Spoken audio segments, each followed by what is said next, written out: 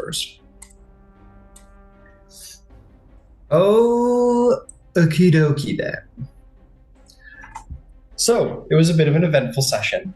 You guys began your voyage out of realm space and toward the astral sea. You passed taverns on asteroids. You saw old gnome Jericho on the humpback Kandori and bought some potions. You came into contact with a derelict ship that held a secret delivery upon it.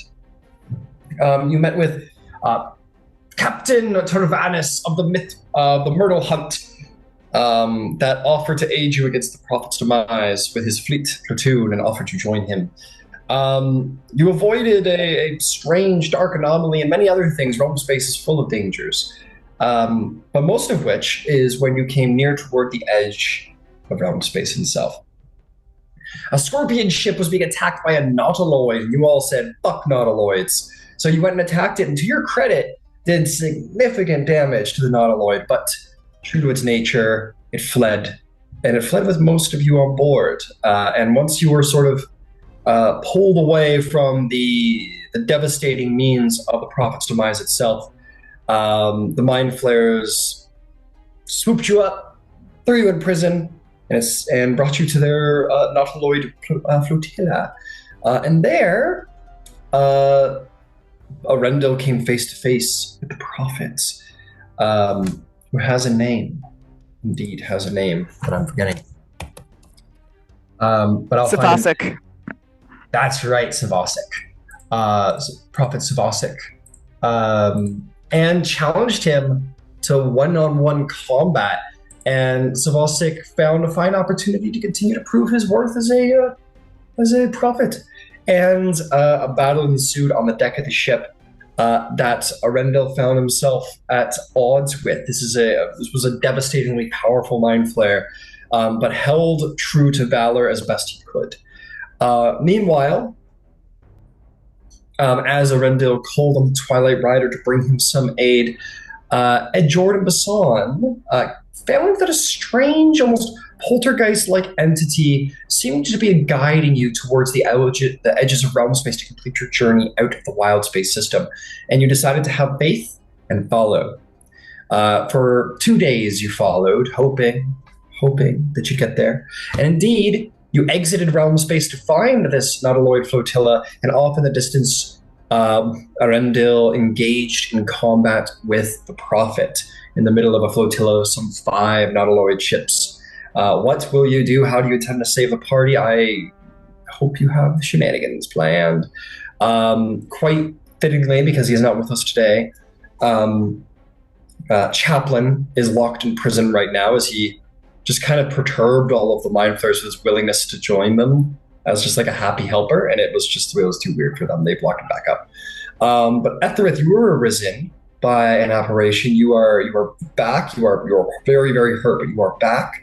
And indeed, that apparition revealed itself to be the spirit of Captain Lunarbow, and came to Arendil's aid in a fatal moment before his brain got sucked out of the back of his skull.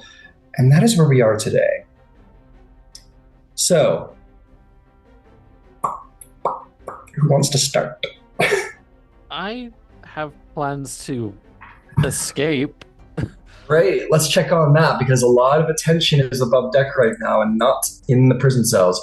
It's worth noting that you, Etherith, don't know about this duel going on. Yep. I'll say that you have lost track of any minor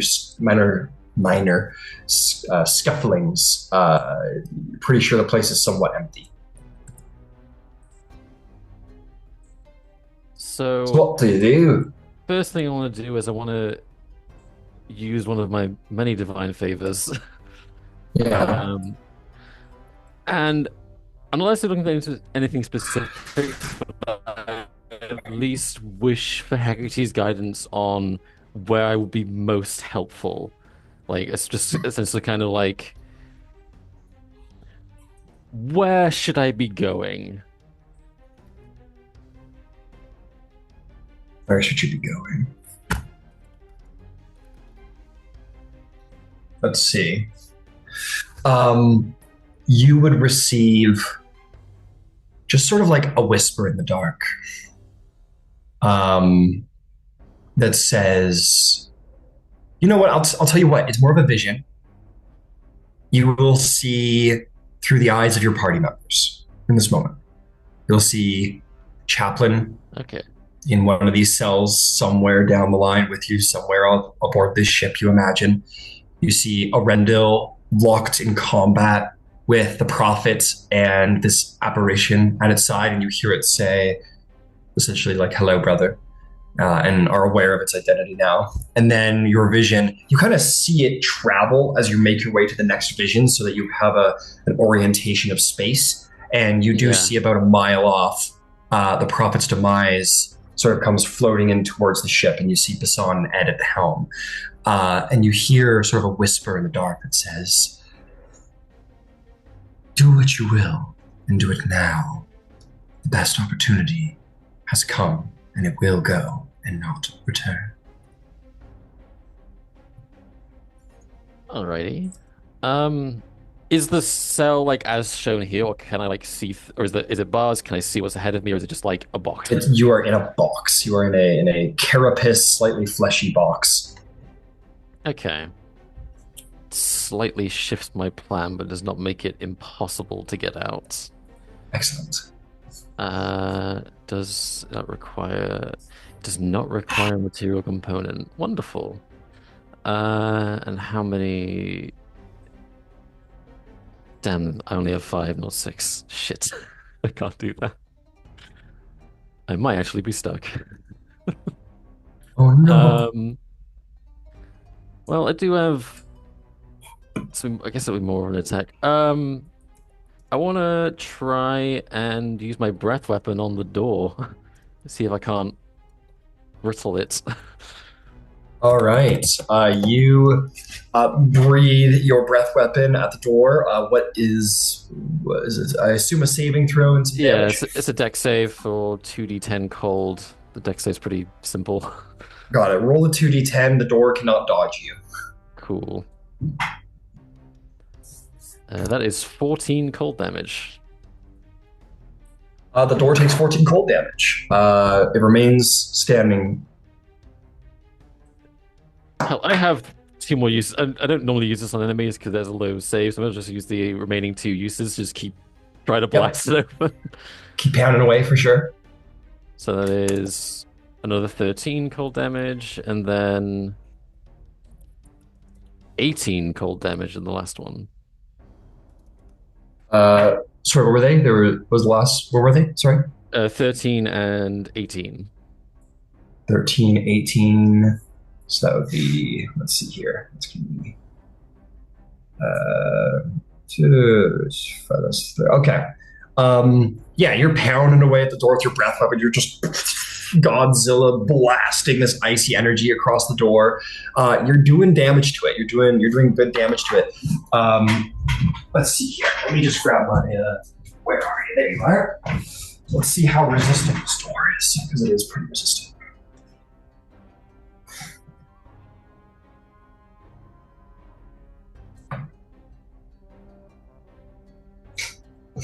Okay. Beautiful. Kicking its butt. Where the fuck is it? Sort of. Hang on. There we are. Okay. I will say you've brittled it pretty intensely. Like you've done some serious damage. You get the sense that like these cells aren't meant to withstand an indefinite pounding. It's probably meant that if someone starts pounding on the door, someone's going to show up and calm you down. But it seems that nobody does. Wonderful. Well, I'm out of breath weapons, so I'm going to just fall to cantrips and just cast Ray of Frost on it until it opens. Got it. So I will say between you're like breathing your draconic breath at the door, and then you add in rays of frost onto your breath weapon until finally the door almost seems to like freeze over, and like the very fleshy carapace that makes up the door sort of is like frozen over. It requires just the slightest bludgeoning to really make your way through, and you think you could get through. With my strength score, I don't know. My punches do 0 damage. Oh, fuck. Well, it doesn't have to be bludgeoning, but you know what I mean. Just Yeah. it needs it's brittle now. It could I'll shatter. just push it. I'll just push it. Just like literally. Yeah, you walk up and with your clawed finger, you just like kind of jam it into the door and then push, and the whole thing just kind of shatters like a pane of glass, and you are free. Wonderful. Oh, I limp out, and I'm not aware that anyone else made it. I do know Chaplin's in there because I saw it through their eyes, and they're not you here. think? I think Like you I think know. Chaplin is somewhere, but somewhere in this cell, probably. I'll say this. Normally, I would try to save Chaplin, but since Aaron's not here, I'm just gonna skip Yeah, that. sure. Yeah, go ahead. I will say Chaplin will take care of himself if you all take care of Yeah. yourselves. I'm then going to. Yeah, this would be fun. I cast Phantom Steed. Oh shit! Okay, very cool. That's funny. Yeah, this skeletal sort of like draconic horse creature sort of pulls up and out of like a portal made from the hole it's of the like the actual carapace of the flesh almost seems to like be pushed aside, and this creature sort of like burrows itself out of the ground like some skeleton rising from the grave, and this draconic horse creature rises to your command. I climb on, make haste for the deck, and I dash that 100 feet of movement as fast as I can through the ship. Fair enough. And you will get there. But before you do, I want to go check in on what's going on the Prophet's demise. That feels like an important element in this evolving situation. So, Ed Bassan, you have arrived about a mile outside of the nearest nautiloid. You've dropped out of cruise speed. Your crew stands ready at the ballistas. But it's on you two to do something to make some kind of to help in some way, hopefully. Just you could just barely see off in the distance the familiar sort of purple, wiry light that you recognize as the prophet's sort of psionic whip. You've only seen it once before, and you could probably hazard a guess. But other than there seems to be a combat going on the deck. But unless you have some telescope or some means of seeing closer, that'll be the most you'll be able to estimate out of the scene. What do you two do?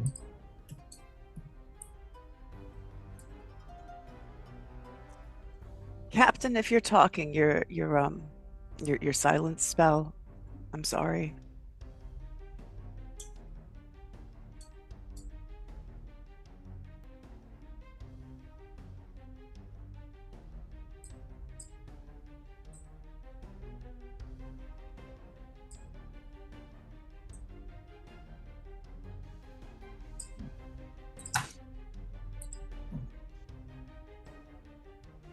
And I just above the table, I want to be clear. Several days have gone by. We've all had a long rest since the Yeah. last. Okay, just Ship's wanting to be repaired. sure.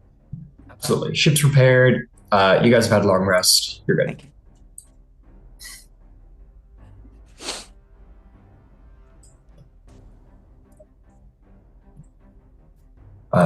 So essentially, all of your weapon stations are manned. It will require the assistance of either Ed Bisson or Aryan to man the fourth of your siege weapons. But you should be able to fully man this ship. Hello? Hey, there he is. Oh, is it working now? Yeah, I can hear you now. Okay, Yeah. cool. So can we can recognize the ship as the one we're looking for, right? You notice that there is a familiarly damaged one amongst the flotilla. It's sort of positioned in the center of the flotilla. Like clearly they've all sort of gathered around it. And it is where the whip is happening. So yeah, you do recognize it. All right.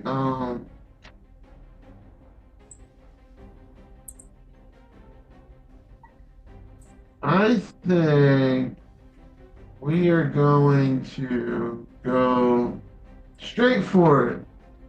But, is there a way we could raise our level just a bit so we show up slightly above its deck? Yeah. Like if So we this is. I'm pretty sure I'll say this is pretty accurate to the situation, somewhat accurate to the situation. I would just here. I'm just going to reposition one of these ships to make it what is probably the most accurate representation of what's going on here. Oh, that's only half the ship. Okay, but anyway, yeah, it's right in the center. So yeah, if you want to elevate the ship to kind of come in from above, you can.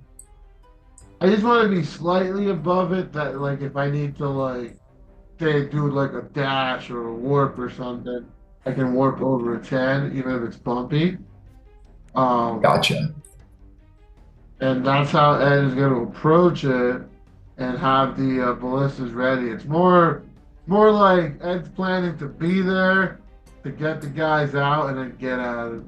As much as he wants to kill the Chaplin, Got it. his planning right now. If we have to all jump out in there, then that's a different story. Yeah, it's gonna get as close to it as possible after raising its level.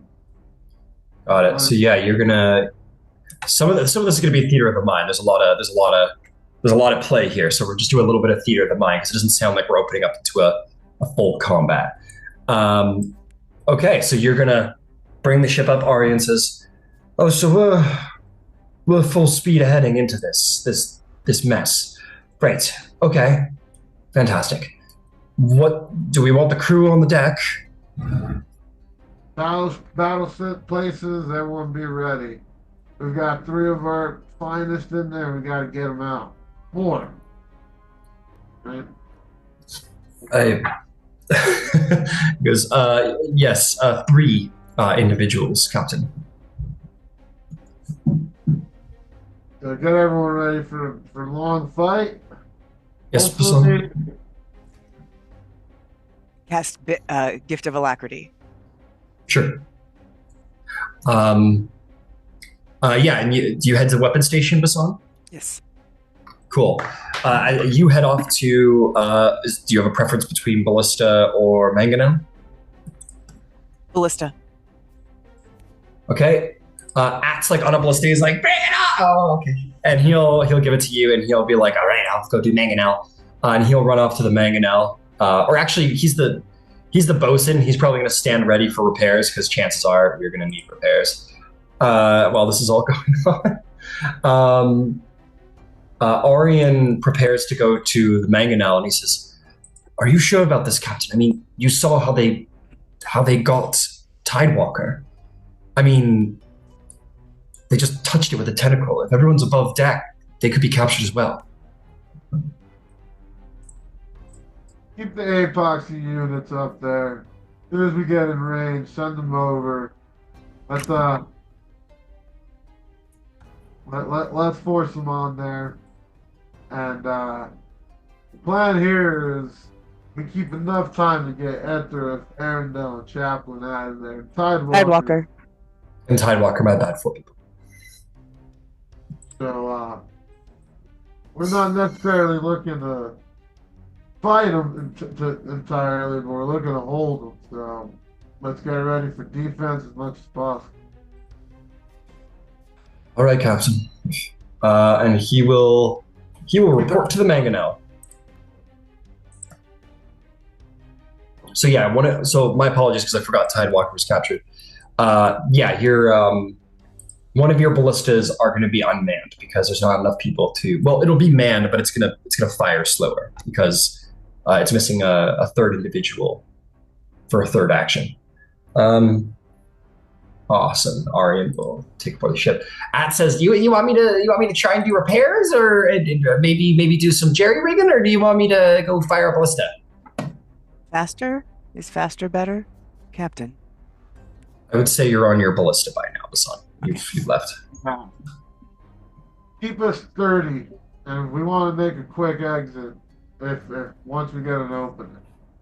All right, I'll do my best. This is fucking crazy, Captain, but I like it. Crazy's fun. That's what me and Chaplin are always up to. And he'll kind of move into the station, kind of stand to the side and be ready for repairs. And this bad boy's gonna fucking full speeder right in there.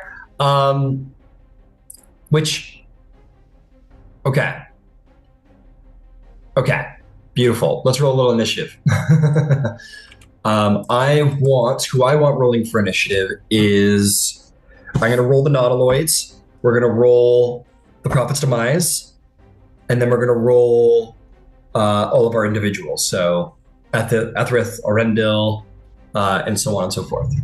So Ed and Basan, you'll be part of the Prophet's Demise initiative.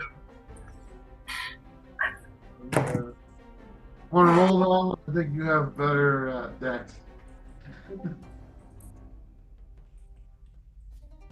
Son. I'm sorry, would you repeat that? Well, you're the captain, Ed, so you roll. Okay. I wasn't banking on actually being part of the fight. I have no HP. That is a 19 plus initiative plus 3, so 22. This is gonna get complicated. What'd you roll, Ed? 22. 22. That's good. It means you're probably going to end up going first. Get out of here, Mind Flare. I only want one of you. Okay. You guys are probably going down there, going there. Sorry, it's taking a second to get it all figured out. All right, let's get... where are you? Oh, let's get us a skeletal horse first. Whoa, spectral horse. Yes, please. Elaborous.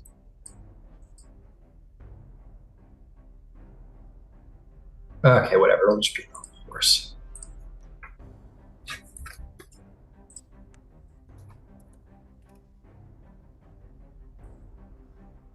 Alrighty then.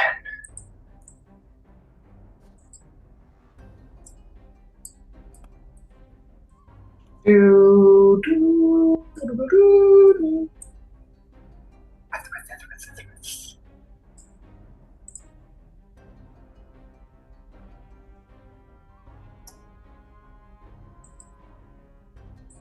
you're not here yet.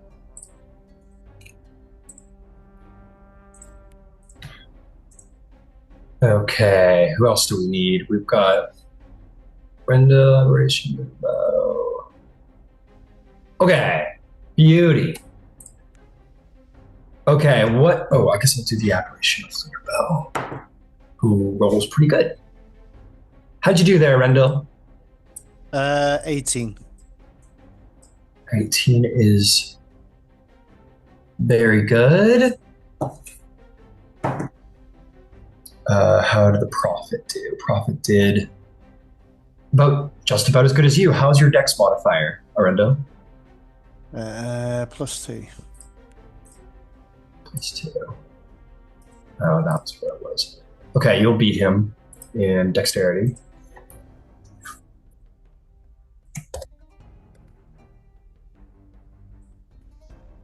Wait, I'm a prophet, and there's the Prophet's Demise.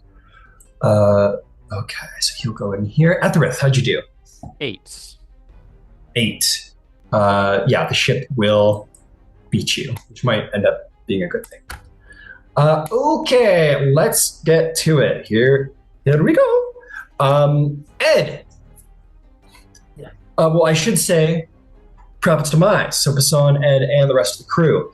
I assume you want to do a jump to try and get closer? Okay. I'm going to have try and enhance the possibility of that roll. Let me just go find his roll there. Oh, come on now. There we go. Oh, there it is. Come on, fucking. Why did they make the bar so small? There we go. Okay, let's see what you got. He unfortunately fails to jerry-rig in this moment, and you're not going to get any sort of modifier bonus. Go ahead and make me that ship check, intelligence plus proficiency, to see if you're able to bounce into mid-range. That is an 8 plus 4, 12 plus 3 for 15. 15 is just enough. You make your way forward, and you do see, like, this is narrative, but you do see the Illithid ships begin to sort of like move and pivot and turn in your direction, and you see lights beginning to glow as they begin to power up their own weaponry, as 5 nautiloids begin to turn their attention towards your ship, and you're like, oh my! But your ship will start opening fire. Would you like to do so, Basan? Would you like to shoot someone?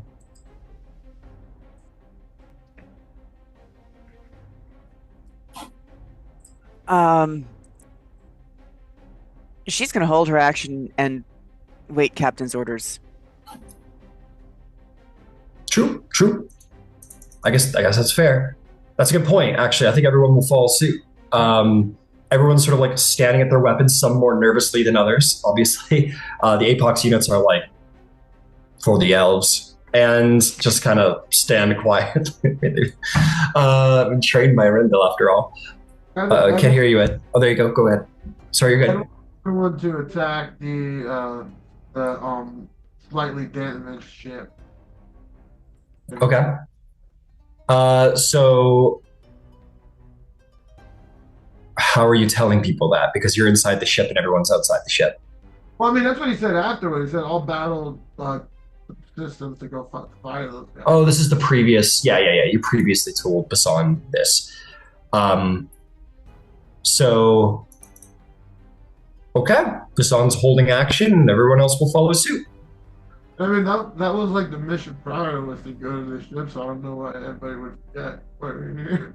Right, but are we firing going in? Like, the player does not understand what we're doing. Are we going in firing? Are we just going in fast? We're going in, and then when we're going to get in range, we're firing them. Why would we just stand there floating?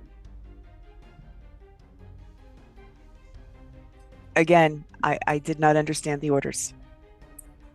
Okay, so we will move forward. I will go ahead and shoot. It is a +6. Yes, that's a 14. You are at disadvantage, just so you know. Oh, well. Yeah, you guys are only at mid-range right now. Then it's still a 14. 14, your bolt sails wide, unfortunately. I'm pulling up the stat block, but I'm pretty sure that's a miss. Alright, there you are, you nautiloid. And you turtle ship, you. Okay. Yes, it shoots wide off in the distance. Everybody else sees you fire. Basan, at this point, you're kind of the field commander up here, so everyone else will follow suit. Too bad it's a disadvantage. That was a nat 20. And they will shoot. That one is a miss. And the Mangonel misses. The whole group open fires, and they kind of just all shoot wide or bounce off the hulls of the various ships, but have definitely served to draw the attention of the various ships, and all begin to move and turn and look. Okay, so your ship is beginning to continue to move forward at its 40-foot speed. So you're kind of inching in to get closer. That is going to bring us to Arendil aboard the ship. So Arendil, this has just appeared. You kind of stand up wounded. You see the apparition of your brother before you, protecting you. The battle is not yet won with the Prophet, but you do kind of, out of the corner of your eye, do see these massive nautiloid battleships beginning to sort of turn in a certain direction, and you hear this whizzing sound, the whizzing sound of bolts flying by, maybe even one tinking across the shell of one of these ships, and you turn off into the distance to see a vague turtle shape off in the distance. Okay. Firstly, I'm going to bonus action healing word at second level for myself. All right. Just to get me something. Oh, there's so many ones in there. Is this a healing thing? Yes. Reroll the ones. We reroll ones in this game. I haven't officially changed that ruling as of yet with the new rules. Well, let me just see. Oh, actually, it wasn't as bad as what I thought. Oh, we got 2 ones. Okay.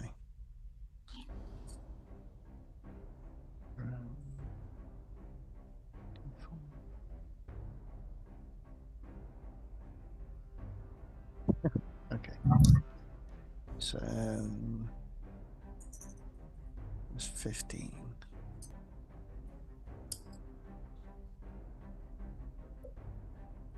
And then looking around with my brother in front, I think I'm going to use a charge on my fireball wand, or wand of fireball, should I say, on the prophet. All right. Yeah. Boom. So it's a Dex 15 save, please. Got it. I assume you want to try and take out a bit of the ship with him? Yeah, so it's what is it, 20 foot? Yeah, 20-foot radius. You want to do something as much smashing as like the that? ship and him within whatever radius I can get. Beautiful. Go ahead and roll damage. I'll roll save for the prophet. Come on.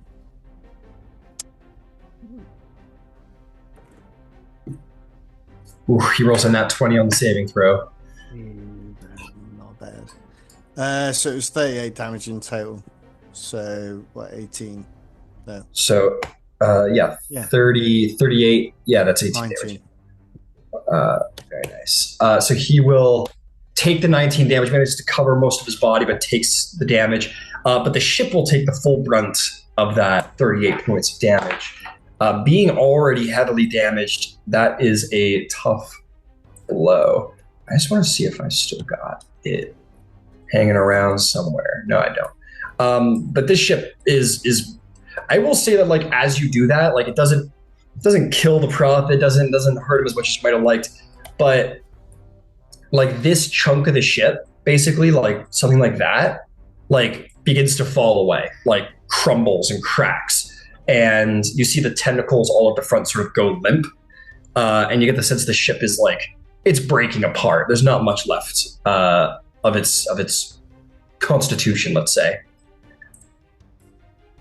I'm not going to move. I'll stay where I am. Understood. All right, that'll bring us to the prophet, who, by the way, is bloodied. That fireball was a decent hit on him. And it growls and says, "Destroy their feeble attempts at rescue." And he will, he's going to blast you guys. Or actually, I think hang on a second. Hang on a dang second here. I don't think he has. Yeah, he's got it.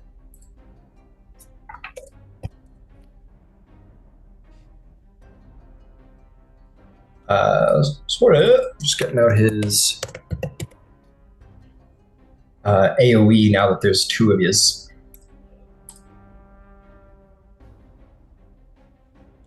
Nah, you do that.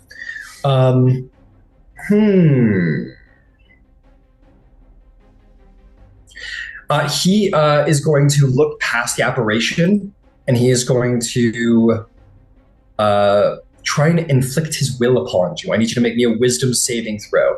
But you are an elf, and this is a charm, so you will have advantage.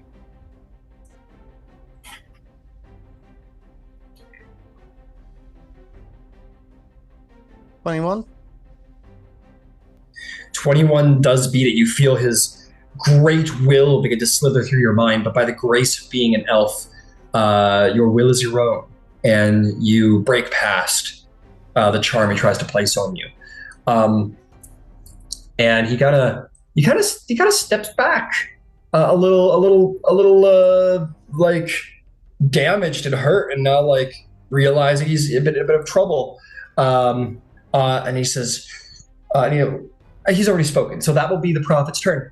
The apparition of Lunar Bow will sort of again look at you. Well, I want to see if he gets it back. Yeah, he gets it back. He turns around and looks at you, Arendil, and he says, "Go, brother. You must flee this place. I will give you the opening. I'll try." And he's just going to float sort of backwards, looking at you, at the prophet, and his starlit form is going to sort of move into the body of the prophet, much like he did yours a second ago, and he's going to try and possess the prophet.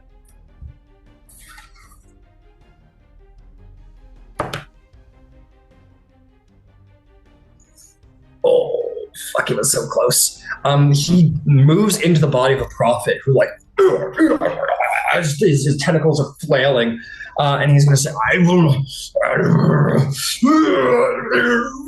and he exerts his psionic will and like thrusts the apparition of Lunar Bow like out of his body, and just manages to resist Lunar Bow's powers of possession in this moment, and the possession does indeed fail. And that'll be that. Bringing us to the ships themselves. This ship is fucked for weaponry, so we're not going to worry too much about that. But meanwhile, up here, these ships are perfectly capable of blasting Ed, your ship. So let's see here. These guys are all going to turn to face you. We're all going to move to strike. 2 of them are going to try and make a jump to short range with you.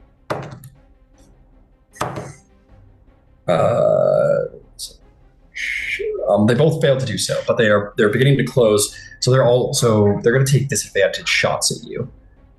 Let's see, Illithid or not Lloyd. Oh, they have mangonels. I didn't even know that.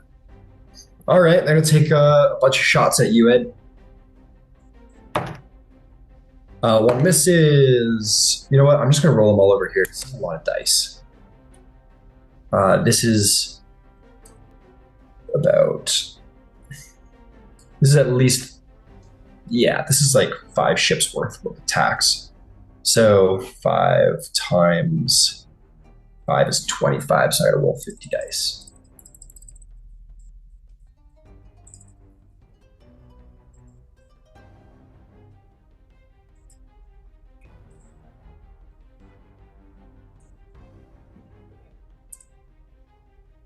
Okay, let's make this easy.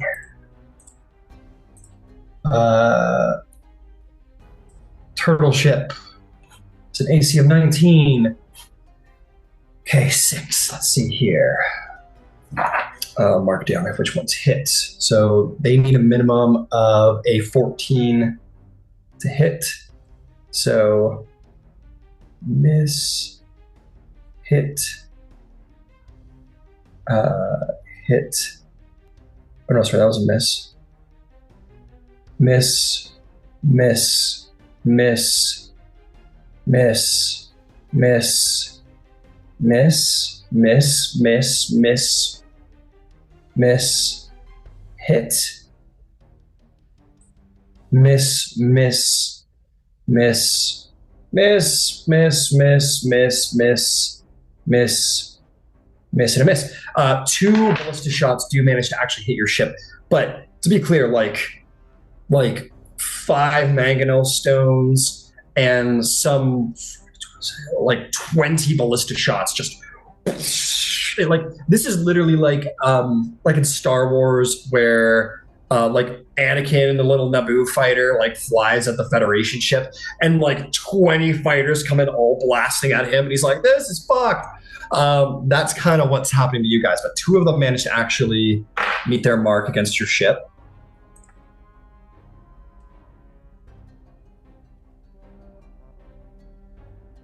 Let's see, 3, 5, 6, 7, 9, 14. And the first one doesn't meet your damage threshold, so truly only one of them actually does damage to your ship. 23 damage to your ship. So we're going to start keeping track of your ship's damage coming in. Just trying to position a little turtle so we can keep track of it.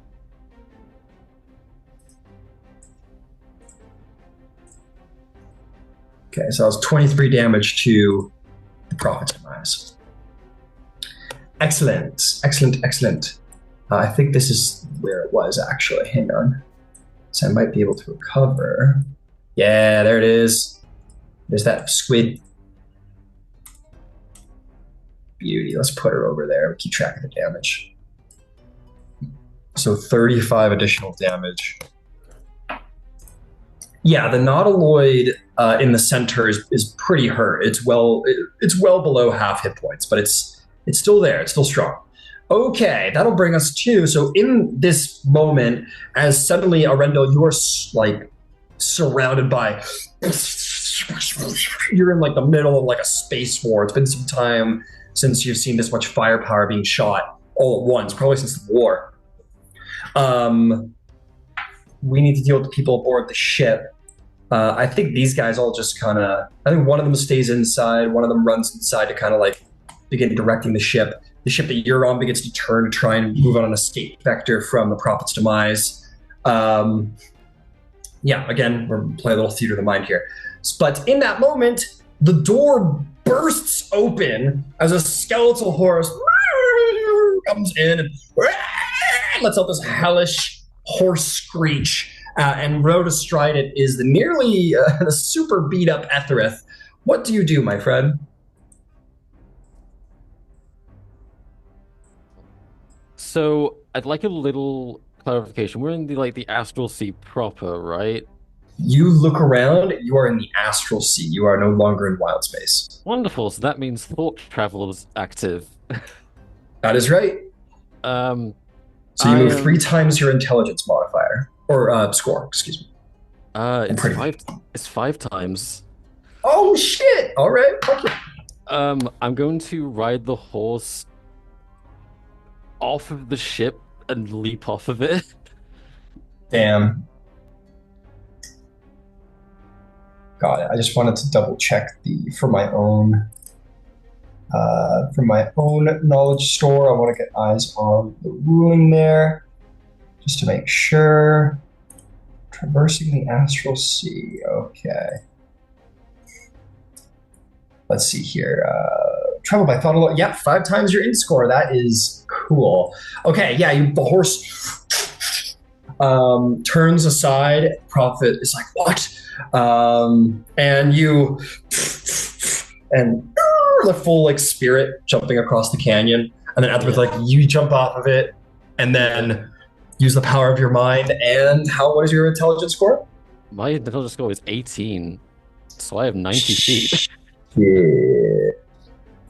With 90 feet of speed, you can fly pretty fucking quick if you want. I can. Do you know your? Just so I'm getting your. I mean, we're playing a little theater of the mind, but I'll get it anyway. What is your horse's strength score? Horse's strength score. These are the riding horse blocks. That's 16 plus 3. Got it. So your horse will make it about 16 feet forward. So there, use half of your speed to dismount, but use half your walking speed to dismount. So that's 15 feet. And then you can move forward. So you have 75 feet of speed and a dash ready to go if you want to use it all.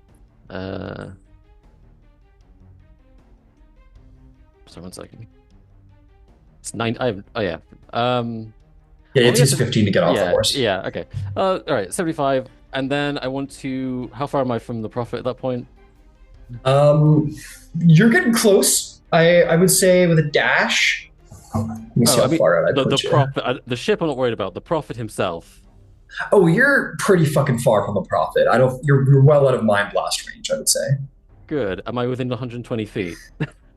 Of the prophet? Yeah. Let's take a look.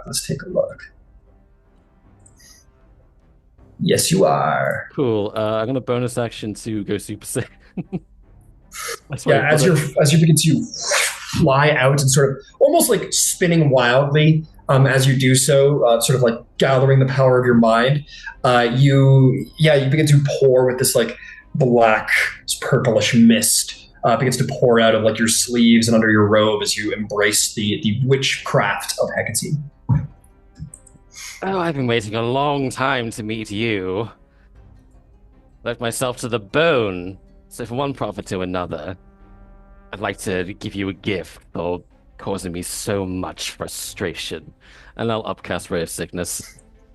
I don't even know who you are. And you go for it. All right, this is an advantage because I'm scooped up. And that's really annoying. Actually, that's still 17 to hit.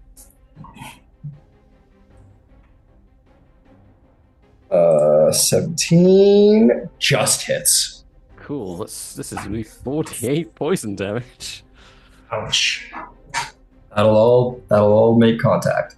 That is 18 points of poison damage, and he's now poisoned. 18 points of poison damage. He is pretty bloodied, and he is none too happy, and poisoned at that. He kind of like, and you see he like vomits like some purpley mass onto the deck of the ship as this ray hits him. His tentacles flare in agitation. Is there anything else? That is movement, bonus action. That's everything. I'm done. Well done, Etherith. All right, Prophet's Demise. You're getting closer. You're in really close with a number of ships, which means that you're. I will say that you can make the jump to short range if you wanted, but yeah, you can make the jump to short range if you wanted. No one's close enough to sort of cut you off from that. Could we see any of that commotion? Like half the ship being almost destroyed, whatever Etherith's doing? How are visuals on that? I'm gonna say that, like, you guys are being attacked by like 4 or 5 fully manned nautiloids. There's stuff going on the deck, but unless someone's spending an action trying to like squint their eyes and look like several hundred feet off and accurately surmise what's going on, you're not sure. You just know that there's a commotion on the deck there. Okay, that's the word I was looking for. I was literally saying, is there commotion afoot? I will say you know that there's a combat of some kind going on the deck, okay, by the light of the mind whip. And logic dictates if any of our guys were on any of their ship, they would be fighting their way out. So Ed is gonna is gonna dash over there, but it's gonna kind of be a dash where, like, I don't know if you could give me this, just like a slight angular turn, so like I almost meet I'm almost trying to meet it parallel as opposed to like head to head. Basically, I want to make it so like my clear opening is that towards the like east over there to try and get out of here. Like I'm kind of trying to like almost trying to like drift into a parking spot more than Got it. So I'm gonna stick with that here for a second. So I'm going to use these guys for the sake of helping to illustrate like what you want to do. So you're flying in, and there's a number of, I guess we could just do this anyway, right? To illustrate what's going on. These ships are all flying up to you. We'll make you a little smaller than this. That's bigger. That's not what I was going for. So you're coming in like this. So to be clear, like this being the center nautiloid, you want to turn the ship like so, and you want to like drift Like, how do you want to drift? You want to drift in front of it, or do you want to like drift around it? Like, what's the plan? It's so like, it kind of like trying to buy myself as open a clear shot to just dash the hell out of there as soon as we get there. So it's kind of like I wanna put it on its side a little bit if you can, just to show you what I'm trying to do, and then like turn it like not 90 but like maybe like 50, like that, and then place it side by side with the Prophet's nautiloid. Oh, I'm with you. So you want to like dead ahead, and at the last moment you want to like drift sideways in the parking spot and then leave. Yeah, exactly. That's what I'm trying to do here. Got it. I set myself up to. I fully know I'm going to take some hits, but you know we got to risk it for the biscuit here. That's like, true, and you got the best armor out there. A tank ship. It's kind of do or die. Ed hasn't like, you know, I wish we knew. If Ed knew the Prophet was there, he would just be going. I think so would Basan. We still don't know. We just think it's like nautiloid. You know, we don't like this. I want you to make me an investigation check. Yeah, just for like RP's sake, because Edward. Yeah. That is a 13 plus 7 for a 30-20 for investigation. A dirty 20. So two things. The first of which is I would remind you of how gravity planes work. When two ships collide, the heaviest ship's gravity plane remains. So hypothetically, if you wanted to like drift into the nautiloid, it would lose its gravity plane and have to like work in tandem with yours. So you can use that however you see fit. But yeah. I think Ed's going to try and bumper cars this thing with that drift. Yeah, because your ship easily like almost doubles the weight of a nautiloid. So you have the advantage in weight. The second thing is to remember is that this is not a winning situation. Like, if you wanted to take the Prophet down right now, if you were to see him, it would be like a kamikaze situation. Like, yeah. So this is in your hit and run scenario, you're getting by. Okay, so you're gonna try and go forward. Make me another space vehicles check to see if you can jump to short range. At would say, "How am I helping? What do you want?" Gary, what? I want speed. Okay, speed. You are speed. And he's gonna jerry rig some speed, but go ahead and make me that check. That's an 18 plus 7. That's going to be intelligence plus proficiency for a 25. 25 will do the job. At is incredibly nervous in this moment, and it's just not jerry rigging as skillfully as Chaplin usually is. He's doing his best, but like you can see, he's like kind of freaking out under the pressure of the situation. He doesn't manage to get the jerry rig. He doesn't roll well enough, but you do, and you blast forward into short range. So yeah, in our little battle diagram here, you basically make it to like right in the middle of everybody. Any way I can get any closer? Yeah, you can use the ship's actual speed itself to continue to travel forward, which is 40 feet of speed. I'm going to continue to travel forward. Beauty. I'll even add my +4 from Flash of G. Makes it any better. Got it. So, yeah, you move forward a little bit. You are about 200 feet away from the central nautiloid.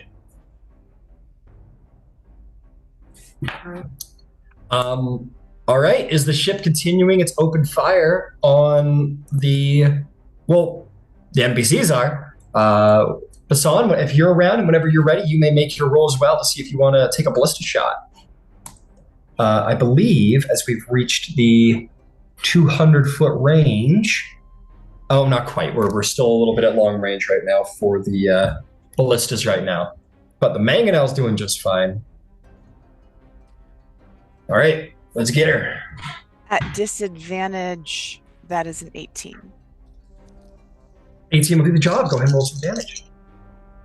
And again, to remind, that is 3. It's 3 10-sideds. It is 310 sides. That's right. Yep, correct. Other ballista fires true. The one ballista is reloading. The mangonel unfortunately misses. It rolls very wide, unfortunately. 10. Ooh. 18, Actually, that was kind of an out one. 8 and 6. 8 and 6. 8 and 6 is 24. 24. Understood.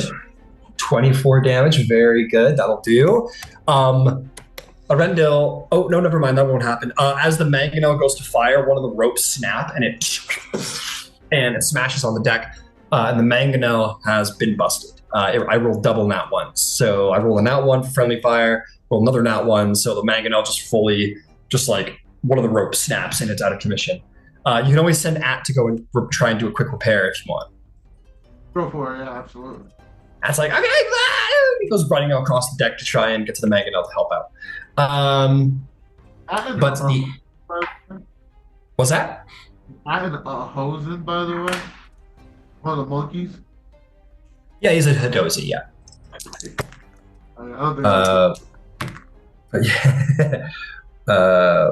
For one.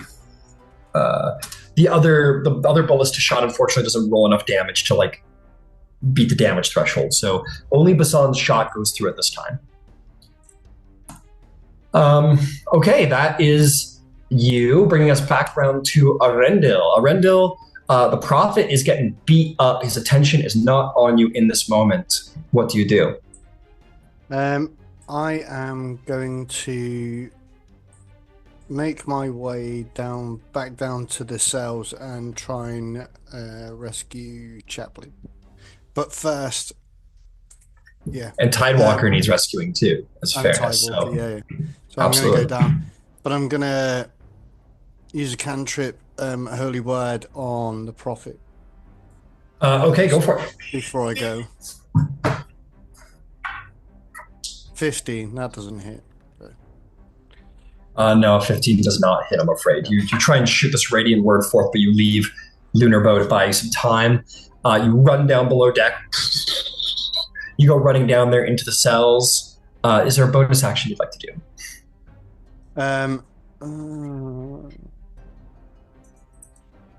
Yes, I will. That's 60 foot. That's not gonna.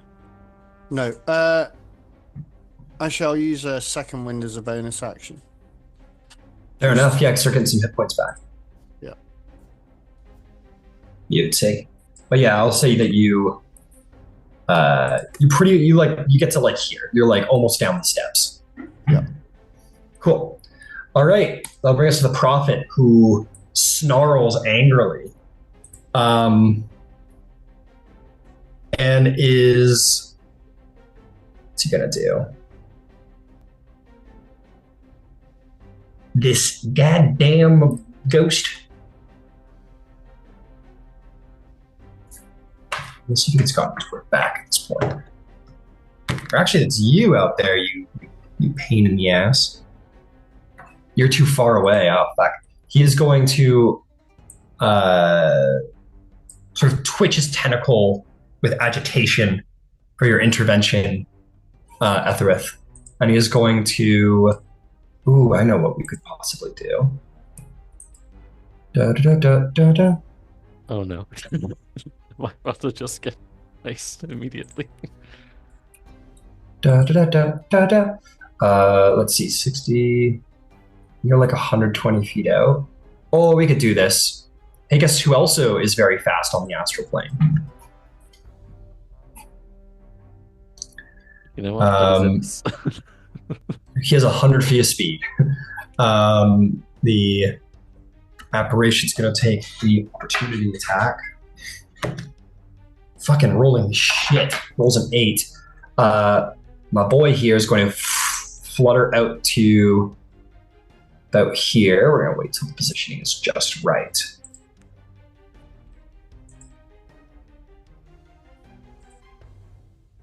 Yeah, that'll do. It's a big spear.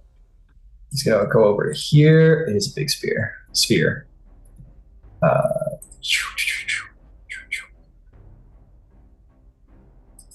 We'll go back like 5 feet. Why didn't you show me how fast he's moving? There we go. Okay, give me that 60 feet. God damn it. Damn it, Bobby. There we go.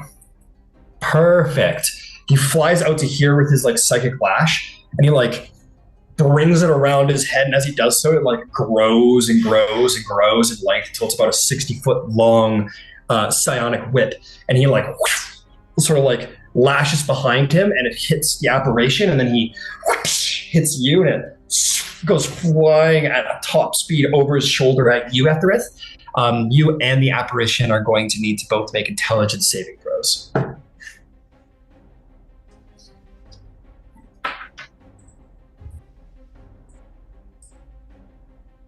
I can tell you now, it's definitely a fail.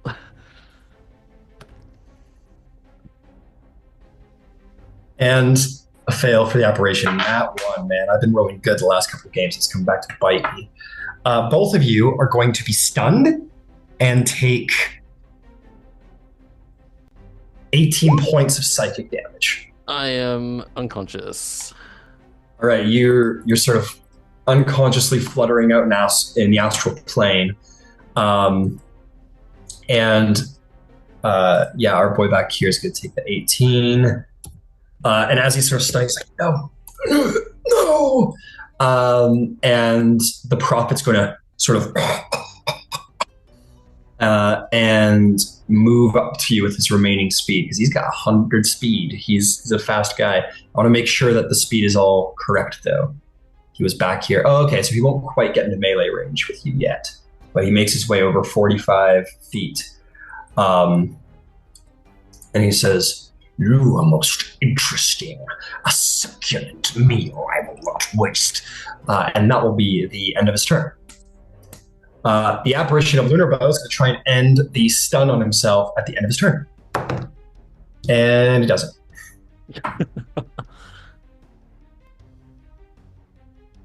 He's got a lot of condition immunities, but stun is not one of them. That'll bring us to the nautiloids themselves. The nautiloid is going to stay stationary as the prophet is sort of bound, shall we say. They don't want to leave him behind. But the other nautiloids are going to all move in on prophet's demise. Let's see here. They got a fly speed of about 40 feet. They're going to close the distance with you, Captain Ed. So some of them they're not going to get into melee range yet, but 2 of them are getting very close. And those 2 will not be at disadvantage for ballista shots any longer. The ones further out will, but their mangonels are going to fire fine. And this guy back here is going to move to sort of begin to aid the sort of floating nautiloid. Okay, here comes some DAS. So here are the ballista mangonel shots that are going to shoot true. So 4, 2, 3, 4, and mangonel. All right. These are all straight shooters.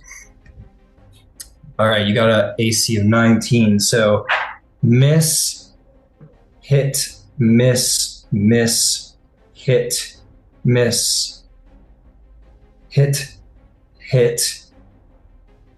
And one of those was mangonel shots. So that's a hit with the mangonel shots.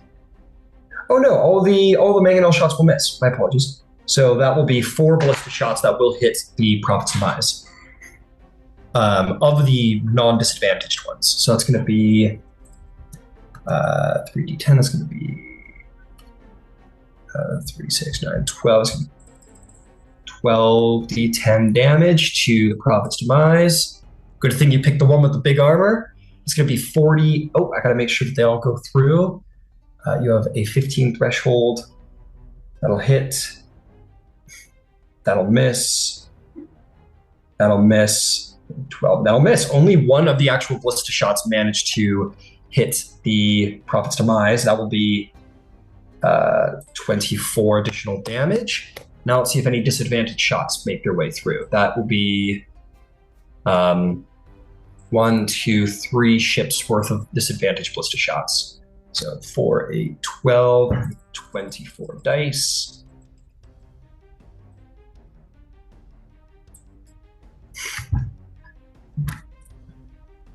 Okay, let's take a look. Let's see who hits. Miss, miss, miss, miss, miss, miss. Hit, hit, miss, miss, miss, miss. Only 2 more shots. Man, let me tell you, this is paying off. Your ship purchase at this time, your AC and your damage threshold is saving your ass right now. Let me see here. That one will be a miss. And both of those shots bounce off of the heavy armor of the turtle ship. So Ed, in this moment, you're flying forward. Everybody's like keeping their heads down as these like ballista shots and mangonel shots are firing at the Prophet's Demise. And most of them just like bounce off of the metal hull of the ship. A couple of them actually manage to like drive themselves into the metal hull, but then sort of fall off as they don't drive deep enough to actually damage the interior hull. Your ship's doing fine, buddy. Your ship's doing just fine. You're taking under 50 points of damage 2 rounds into like a 6-ship combat against yourself. You can't stay here forever, but you're doing pretty good. That is going to bring us to the unconscious Etherith. I need a death saving throw. Etherith.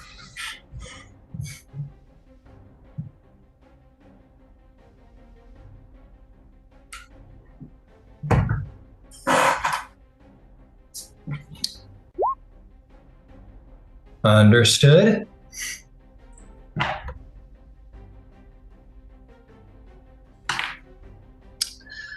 All right, Mr. Jord. You're doing some crazy shit right now. What are you doing? So can I try and finally closing the gap, getting into the position of like setting myself up for a dash and get out of here as soon as I'm You're able to close to 160 feet with your 40 foot of speed. You had 200 feet to cover. If you want to redirect from fixing the mangonel to trying to give the ship a speed boost, you can. You also have your captain maneuvers if you wanted to try some gambits. Yeah, so that's what I'm thinking, because I'm thinking, we're get at over here, but I'm also. So he's not repairing the mangonel. He's going to try and bump the speed. Gonna try and bump the speed. Okay, he turns around, he comes back. I'm going to just check real quick for you, see how it goes. And he succeeds in this moment. He managed to pull it off, and you're going to get another 40 feet of speed here. So you're at 120 feet from the middle nautiloid. And awesome. So I'm going to try and do the evade, which gives me a +2 bonus to my AC until the start of my next round. Nice. All right, do some evasive maneuvers. So I'm going to get in close, but I'm going to go for that, and it's a DC of 10. Which is All right, give it a roll. See if you can make it. That's a 13 + 7 for a dirty 20. Hell yeah. In this moment, the Prophet's Demise begins to like whirl around and put its hard metal underbelly between the nautiloids and the more sort of delicate parts of the ship. And you begin to sort of like put the brunt of the hard shell of metal that the ship has between you and your nautiloids, and you're going to get that +2 bonus to AC. Very cool. Boom. And I'm getting in as close as possible. I'm just positioning ourselves to take some more hits while we get our guys on board and get at it. Got it. And as a reminder, the Prophet's Demise is 120 feet now from the side of, the busted nautiloid. So not far away. In fact, at this point, you guys can easily see Etherith. In fact, Etherith is like 30 feet in front of the glass pane of the ship, and the Prophet's Demise is the Prophet is sort of like coming in over top of him. Oh man! Oh, shoot him! Shoot him! Because at this point, your ballistas they can shoot medium to small targets. So Basan goes, I want every gun to shoot on that man. And all the ballistas will just crane into position, and the prophet will look up and kind of have like a uh-oh look on his face. You want to take a shot, Basan? Come on. She's going to command that everyone fires on the prophet. And everyone will. Beautiful. Oh, God bless. It was a 9. Okay, it's a 19 on the dice, which is not bad, but obviously. Close. 9. So 19 plus 6. What is that? That's a 24. Excellent. I'm definitely going to have to clean up this board later, but just for the sake of illustration, I feel like I should do this. Oh, wait. Wait, no, stop. Your ship shouldn't be able to move that fast. That's pretty much exactly where your ship is right now. In fact, that's like 2 feet off from where the ship ought to be. Okay. All the ballistas fire. What'd you roll, Basan? It was a 24 to hit. 24 will hit. The next ballista will, with an 18 hit. Third one will miss with a 15. So 2 ballista shots, 3d10. Do you want to throw any special? What do you got there, Basan, for being an artillerist? That's what I was going to. Oh crap! That was. So I'm still a little bit between 2 character sheets. I didn't get all of them. No. But it's no, it's fine. I just need to pull up the other one because my I just didn't get it on because I'm a big silly person. It's all good. No, you're good. I'm gonna add it to your sheet right now, and then you'll just click that refresh button. It should be ready for you. Artillery expert. Thank you so much. I feel like such a big silly. No, you're good. Individual. Yeah, you'll have to select your gambits, but you'll have to reselect what gambits you had. But it should be there now if you refresh. Do you remember what gambits you picked? You had 3 of them. I know I had 3 of them. And I'm Crippling, looking. Disabling, Explosive, Expose, or Penetrate. Do any of those sound familiar? Is there anyone else who can go while I look, please? I'm sorry. Yeah. I'm totally freezing right now. No, you're good. You're good. We'll swap her around. Give me the base damage though, just because you did roll that, right? Yeah, the base damage was okay. What is that? 15, 21. The base damage was 21. Beauty. Okay. Refresh the sheet. Get it all cleaned up as you like. We'll come back around to you. No problem. I will check out the second ballistic shot.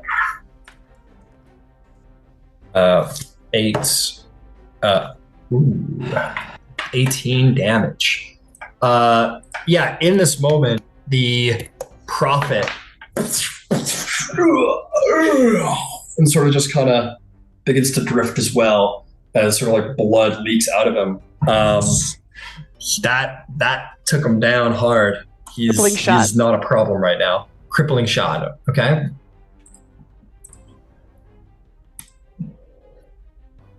What does that entail? Well, he's dead. Yeah, he looks up as the ship comes barreling in, and these 2 giant, like massive pike length, like bolts, just like Wolverine with 2 samurai swords in him, just like right in the chest. And he's like blasted away from Ethrith and kind of just kind of floats, and you got him fucking good. Nice. So he's out here floating around too.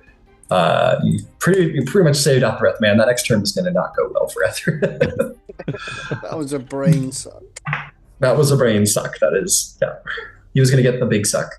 Okay, that brings us, or I guess that's it. Yeah, that brings us to Arendil's turn. Arendil, below deck. What does the great hero do? Keep making my way down towards the cells and find Chaplin and I can't remember her name. Tidewalker. Tidewalker. You see one door has been smashed into small icy pieces. There are a couple other doors. What do you do? I will shout to see which door they're in. You hear a quiet banging coming from this door and this door. Okay. I'll go to the one as I'm on the left first. And I will use my sword to crack open the door. All right, maybe an attack roll on the door. See if you can't slice her down. Just a reminder, it is adamantine. Oh, thank you for reminding me. Very cool. Okay, 18. That 18 should hit. Roll me a crit damage attack. As I believe that's what adamantine does, right? It's considered a crit against all objects. 11. Is that with the crit attached? Yeah, that was, yeah. Really? Seems a little low. Are we sure? Let's see. Yeah, because it's only 1d6. So it's crit damage, it's only 2d6. So. Well, we do max damage. We do a max possible roll on the second hit. So just looking at your little scoreboard here, so that would give you 4 extra points of damage. So you're doing 15, or you rolled. These are 2 of them. Okay. So that would give you 14. Yeah, because that 2 would become a 6. So 15 damage. You slice your blade in and begin to drive it down. Do you have multi-attack? No, I only got 1 attack at the moment. Okay, so you're dragging the blade down the door. It's not going to destroy the door outright yet, but 1 more attack might do the job. I will get a spiritual weapon out as a bonus action on the other door, and I'll use that so I can do both at the same time. Understood. The ship's breaking apart. You do so. Go ahead and make that attack. Yep. 10. And will not beat the AC of this door, I'm afraid to say. Yeah, I didn't think so. But I will say at this time, you hear on the other side of the door the sound of some eldritch, almost psionically screeching sound, and the slosh of water. But it's all amalgamated into one quick sound, and you hear this thrum on the other side of the door. This sort of hit the door from the other side. And you feel it almost ricochet back at you a little bit. The door kind of thumps back at you. I'm going to roll to see how well that goes for our new warlock.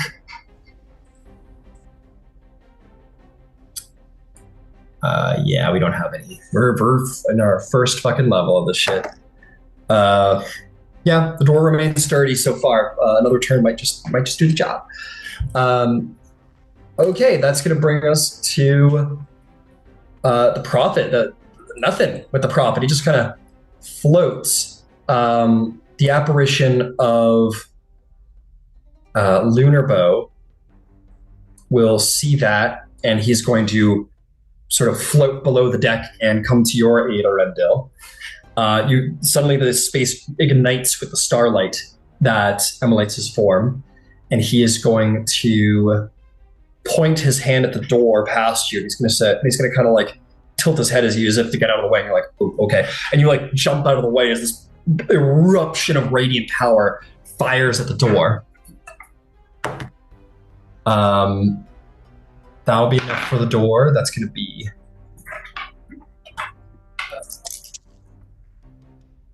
1, 5, 11, 15, 16. The door at that point does erupt with radiant energy and just sort of burn and open enough that Tidewalker sort of fights her way out of the broken pieces and gets out of the door. and she just kind of looks at you. Says, I'm sorry.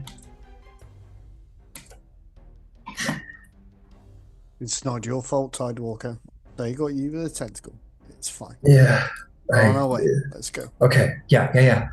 You hear sort of the squeaky voice of Chaplin from the other door who says, "Oh, don't worry about me. I got a plan. I think I'll be able to get it out of here. Just take care of yourselves, and I'll see you in a little bit." Are you sure? Oh yeah. No glitter gold. He's got my back. I believe you, Chaplin. I'll see you on the other side. If I don't make it, you can take all the money from the bad medicine for yourself. But I will make it. Don't worry. And Tidewalker shrugs at you, and you guys just start running up the way. Instead of running up the stairs, if that front portion of the nautiloid that we're on has come off, from the fully come off as of yet. It's like, it's like cracking apart. Like there's like a bit of a cracking chasm. Like it's losing its integrity. Is there space enough for us to get out that way instead of going back upstairs? Oh, I see. Oh, okay. You want to like move deeper into the lower section and kind of like climb out through the wreckage. That's cool. Okay. Why don't you make me I'll say that you approach it, and you can make an investigation next turn to see if you can cut the travel short. Because that will take an action to do to sort of like navigate through the wreckage. That's smooth. Smooth move. Okay. Meanwhile, the nautiloids, some stuff's going to happen with the nautiloids. This nautiloid they're actually busted up. So with the defeat of the Prophet, some shit's going to happen. This ship is going to move up to this one, and one of its tentacles is going to like move outward towards the Prophet and Etherith. And it's going to like, with the tentacle, touch the Prophet's body, and it's going to vanish in like an inky black mist. And that is, I believe, what it's going to do with its turn. I think that's all it can really do.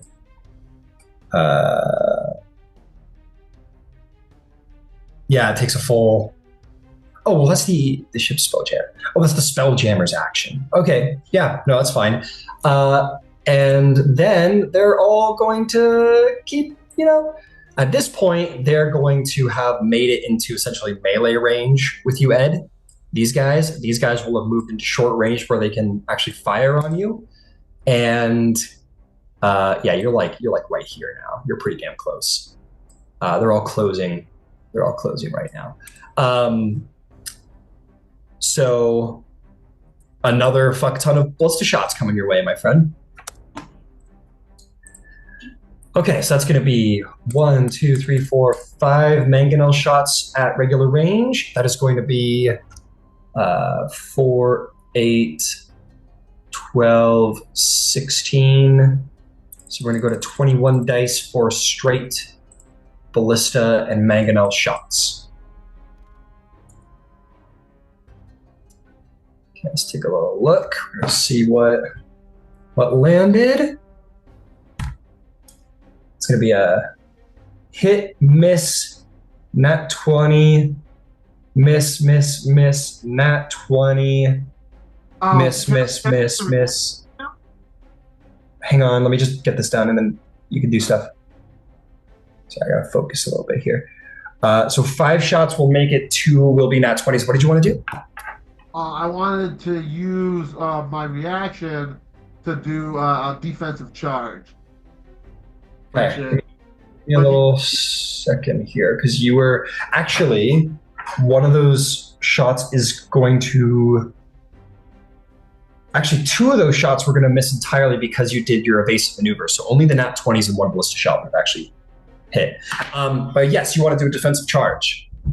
When the ship you're piloting is being attacked, you can use your reaction to move up to your ship's speed and give all attacks against your ship disadvantage until the start of your next turn. Once you've used this feature, you can't use it again until you finish up the red. All right. Well, so when you hit that first nat 20,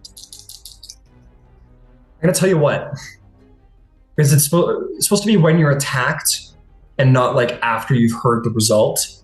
So I'm gonna give one of the nat 20s through, but the other one I'll give disadvantage to in fairness. And that one will miss because of your evasive. So at the end of the day, only a nat 20 and one shot went through from the standard hits, but I'll give disadvantage to that first. Oh yeah, that's what I said. Okay, cool. Now I'll give. I was gonna say that the ballista shots were the first ones, so let me get those out of the way against your ship. So that's gonna be 1, 6, 4, 10. The first shot doesn't damage your ship, doesn't meet your damage threshold. The second one that's an at 20 is going to be 30, 35, 38. It's going to be 45 points of damage to your vessel. This one shot, and you go in there, and then this like shot plows through the armor and like is like stuck through the ship and like goes like basically like 5 feet in front of you, just like crashes through the ship into the interior. You're like, and then you kind of like go into this defensive charge. At which point you are going to have another 40 feet to spend. You're going to move forward to 80 feet. At which point, essentially, Etherith kind of bounces off your windshield and like just like, it's fine. I'll say to you position so that you're not. It's okay. It's fine. But you just like skillfully kind of like dip just a little bit so that he doesn't like across the windshield.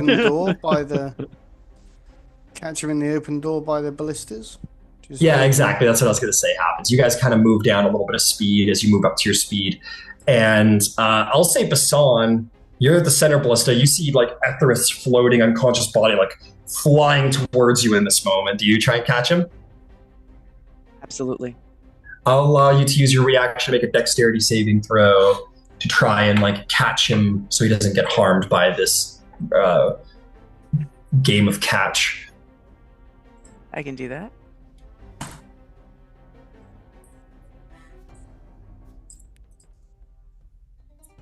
That is a 16. A 16, yeah. After it's coming at you, like let go of the ballista and like, and just like kind of like full body bear hug grab him, and you kind of got thrown off of your feet, and you kind of like hit the side of the deck, but you cushion it enough that he isn't going to be harmed. And Etherith has been caught. You come on, bring him. You baseball catch him off the side of the ship. Incredible.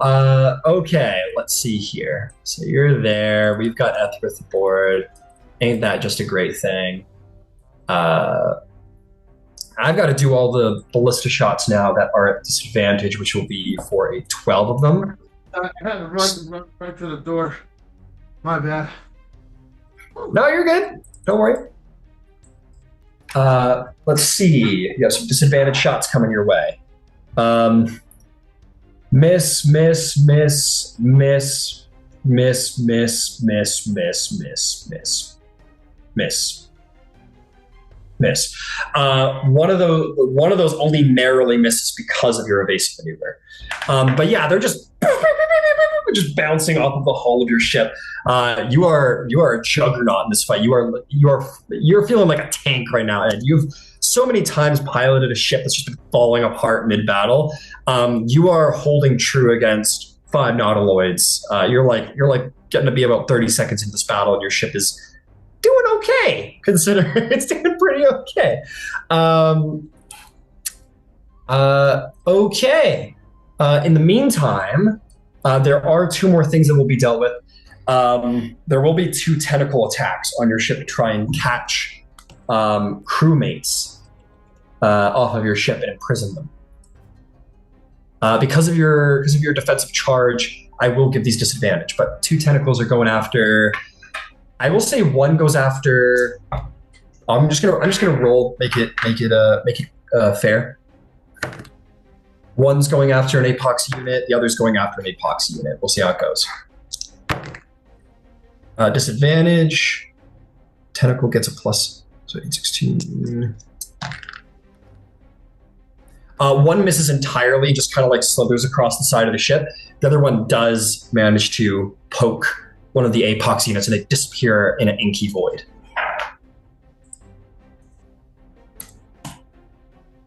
Inside. You call for everyone to return to the ship. Now that you're being like technically touched all over your ship. Okay. That one apoxy unit is going to be like a curse for them. If there's no brain, and it's going to be like apoxy chaos aboard their ship. Yeah, pretty much. Okay, Etherith. I need a private death saving throw, please.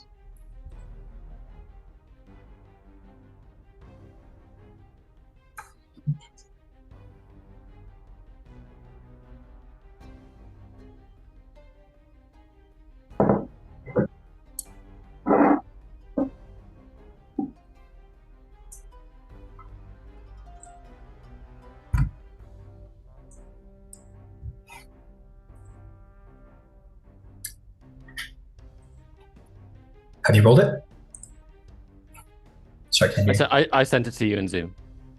Oh, in Zoom. Okay, cool. Beauty. Understood. Okay, that will bring us to Mr. Jord and the Prophet's Demise. You want to try and complete your ram attempt? No, I want to set up to get us out of here, but I kind of You are missing Arendil, Tidewalker, and Chaplin. No, yeah, but it's I want to like get. Oh, you want to do your.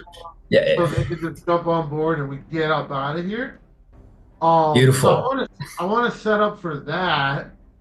Kind of like, I guess, like a little bit of like a K-turn, like kind of turn and ready my action to dash as soon as they're there.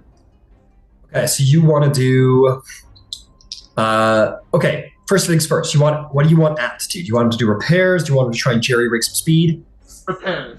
Or not, whatever. Repairs. He's gonna go to try and drive that thing out. He'll try and repair the hull at your command.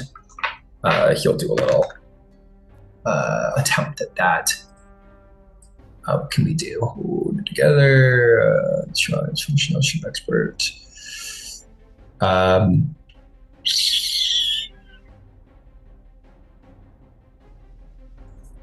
Yeah, he goes in and he's going to do a little repair. He can only do these once an hour, but he's going to do it anyway. He's going to repair 8 points to the ship. This board is a mess. Okay. So Ed, you're going to move forward another 40 feet. Yeah, and then just turn us. Got it. And then you are going to go into a turn. You have not made contact with the ship. You're like 40 feet off the side of the ship. So you are, to be clear, the nose of your ship is at the edge of that orb right there. So can I kind of like turn into it so my side goes into that? Do you have a maneuver that's we could utilize in this moment?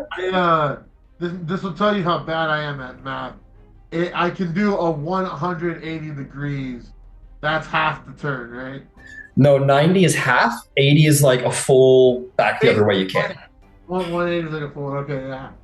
So you can do a 90 for free, but you need to use a maneuver or whatever they're called to fully wheel around. Okay, yeah. So I can. So I'll do the maneuver. I think it's there's like a name for it. Not barrel roll. Flip and burn is the one that lets me turn up to 180 degrees without turning. Yeah. Flip and burn is where you essentially like turn back the way you came, so go immediately turn around and then get a little speed off of it. Yeah. So which one should I use to do this? Oh, okay. I think you could do the turn, but if you want a little extra speed to sort of like bounce off of the ship and keep going, I would say let's try a full speed. Give you some extra speed to use. Alright, perfect. So that's Bash 15 the object. Okay, cool. That is a 9 plus 7, and I'm gonna toss a flash of genius on there. All right. Well, 9 plus 7 is 16, so that succeeds, right? DC 15. So you sort of like basically go into a full ramming speed, and at the last moment just wheel around to the 90 degrees, and then your ship is going to sort of like side bump the nautiloid, and we're going to call that a crash. Let's see how that works.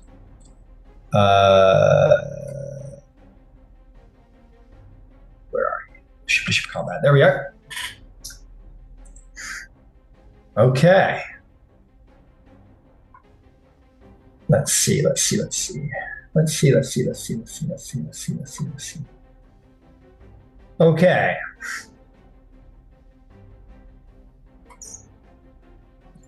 Okay, I'm gonna go double check in the rules as written for a crash.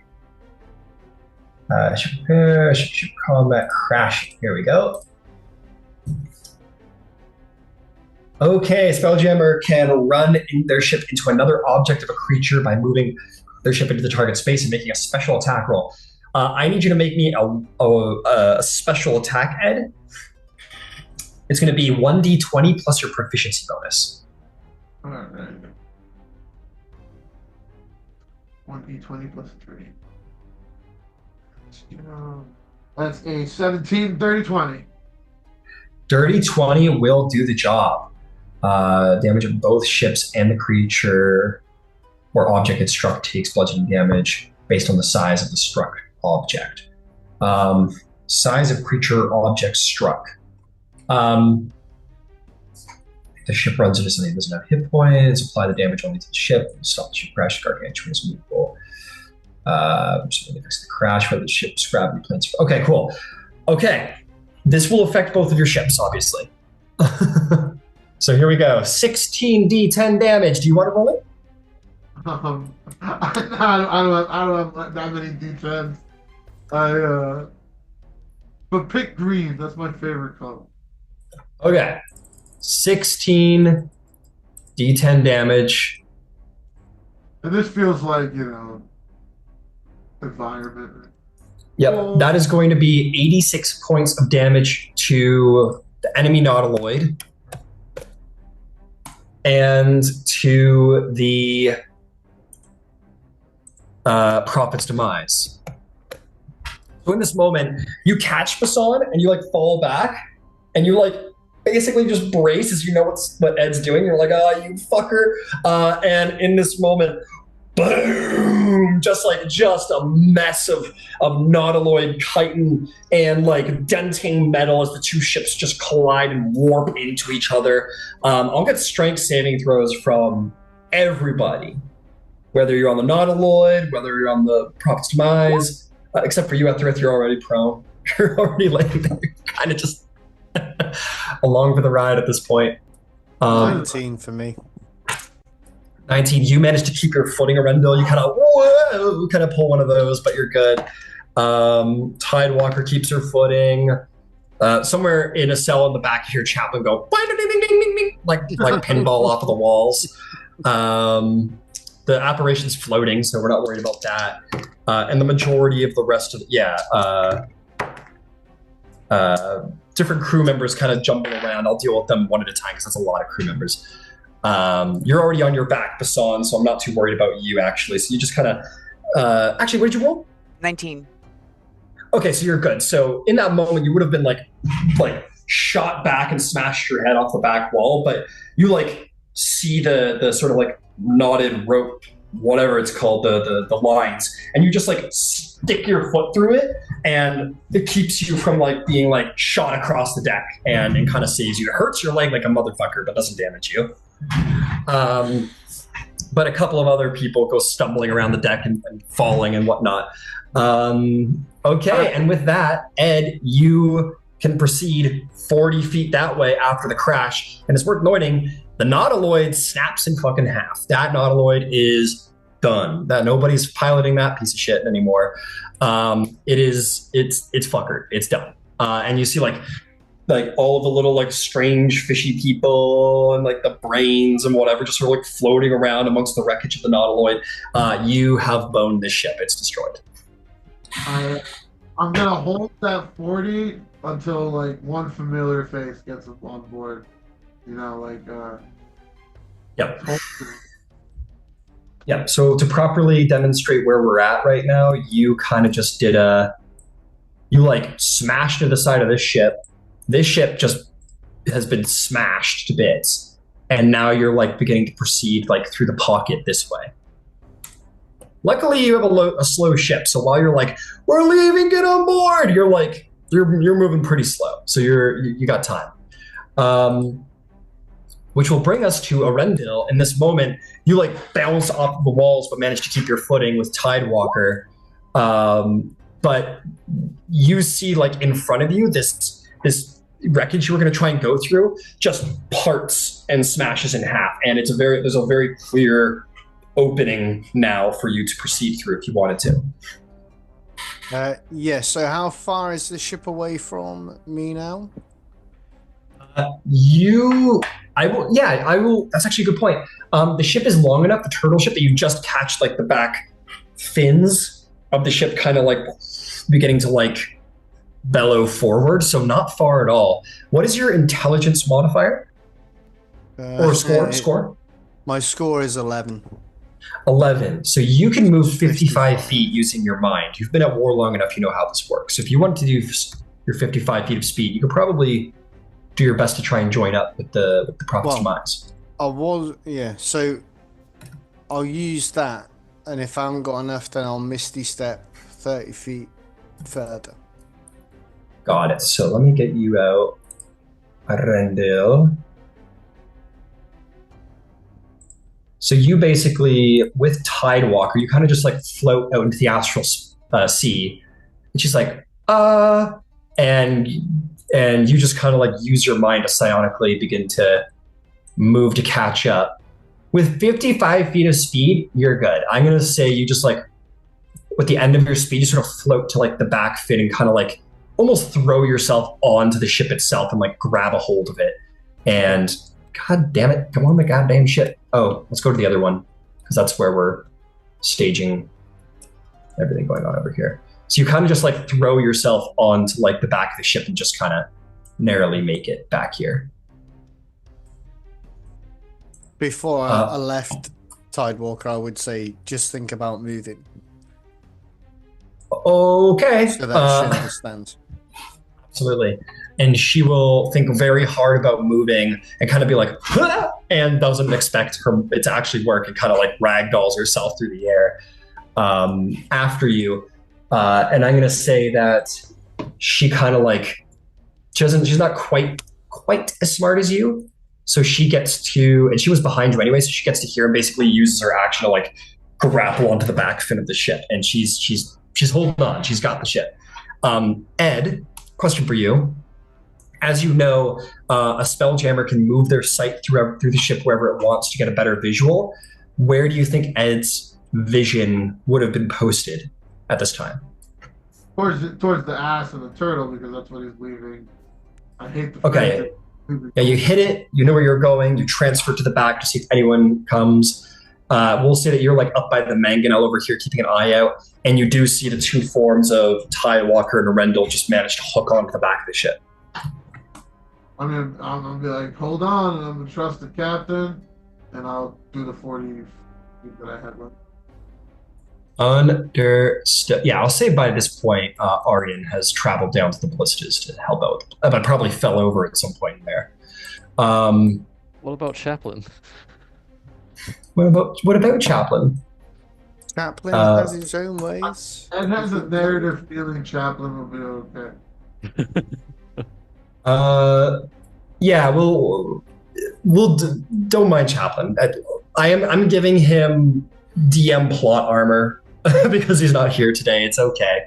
So just pretend you're like, we trust him for some reason.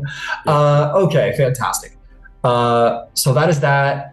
You are going to see the apparition of Lunar Bow. So right in front of you, kind of half blocking your way, is this one ship.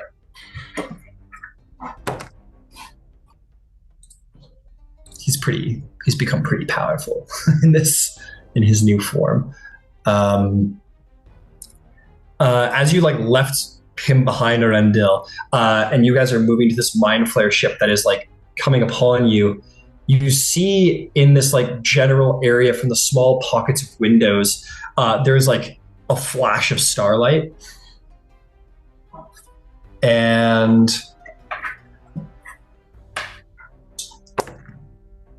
this is so cool.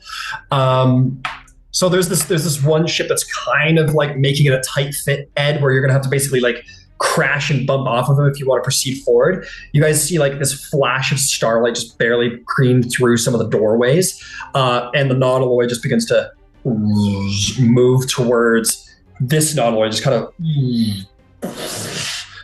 and just kind of like moves out of your way and kind of crashes into a nearer nautiloid. You're not sure exactly what happened, but the Twilight Rider blesses as it was foretold. Who knows? But you, Arendil, who have seen his light, you're pretty sure you know what happened. That'll bring us to the Mind Flare ships. And as previously said, you're trying to get your way out. This one just basically went smash into this one. They're joining tentacles. It's very hot for Mind Flares, of course. And they're a little mixed up over here to be able to deal with you. And all of their weapons are don't worry about it. They can't get you right now. But these three guys are like, fuck you. And they're going to come in to try and blast you. I think these guys want to try and catch those two fleeing guys who are hanging onto the back of the ship, try and recapture them if at all possible. Ed, do you want a defensive charge? Of course. Can you do that multiple times? Yeah. It's a reaction, so if I still have my reaction, and I guess it came back with my turn. So. Once you've used this feature, you can't use it again until you've finished a long rest. Oh yeah. But what about evade? That's not a reaction. Can you do that as a reaction? This would be an action. You can use in your action to attempt one of the following stunts. So unfortunately, unless someone has a cool reaction right now, it's going to be that. The dice. I only have a reaction spell or a maneuver, but they're not classed as melee attacks, are they? Or are they? They're classic attacks. These are considered classic attack rolls. They're just from really big ships is all. Sorry, the parry only reduces the damage. Yeah. No, and riposte only means if they miss. So the only reaction I have is I've got Warcaster, so I get a reactive spell. Isan is too far away to protective field them. They're probably pretty far back, and you also can't see what's going on. You're like in that little divot behind the ballistas right now with Etherith on top of you. Okay. Unless I'm able to use Blade Ward, but it would only go for me though, wouldn't it? Not Blade Ward is an action, I believe. Unless it's different in the new edition. I can use it as a reaction, can I not? Let's see. I've got Blade Ward is at will, but it's an action casting time. Can I battle roll? You have to use your action to do so again. All right, I'm going to proceed.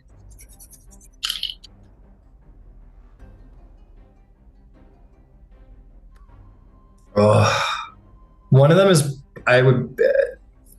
a 13. I don't think that hits either of you. Nope. No. One of them is significantly higher.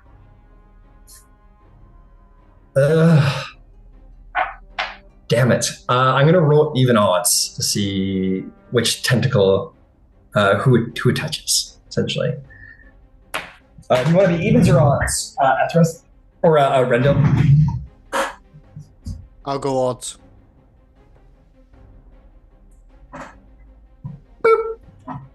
In this moment, it slithers over to you, Arendil.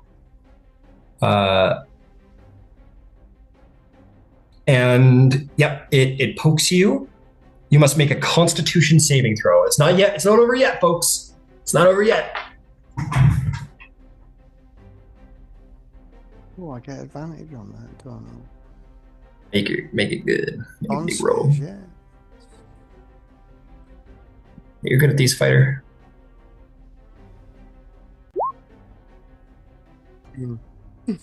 18. 18 succeeds! You, as it touches you, this black inky mist forms around you, but you sort of bear down on your fighter training and manage to hold your constitution, and you are not portaled into prison, which is so cool. Whew, that almost got very complicated.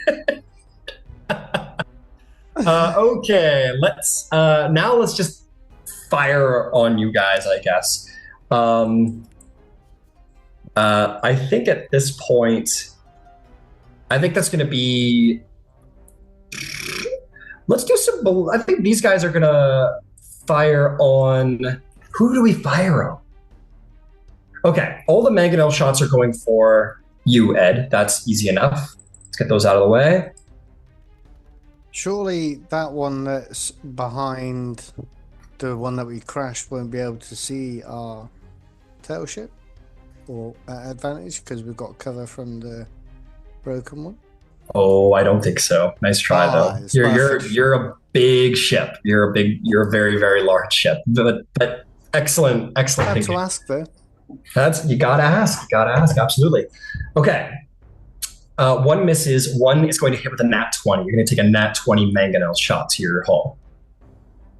That is going to be. This is going to hurt. That is going to be 71 points of damage to the Prophet's Demise. Oh, you're starting to get into those numbers, my friend. This is starting to hurt. Your ship takes another massive blast. You're below half at this point. You only have 300 hit points, so you're about 60 hit points away from. Okay, let's take some ballista shots. Luckily enough, I think this one's going to take its disadvantage shots against the actual hull of the ship. So that's going to be. Let's see what ballista shots hit you. Miss. These guys, luckily enough, are going to be spiteful enough to just fire down at Arendil and Tidewalker. So these are for you, Arendil. What's your AC? 19. With a +6 attached, it's going to be a hit, and 2 misses. So you're going to take.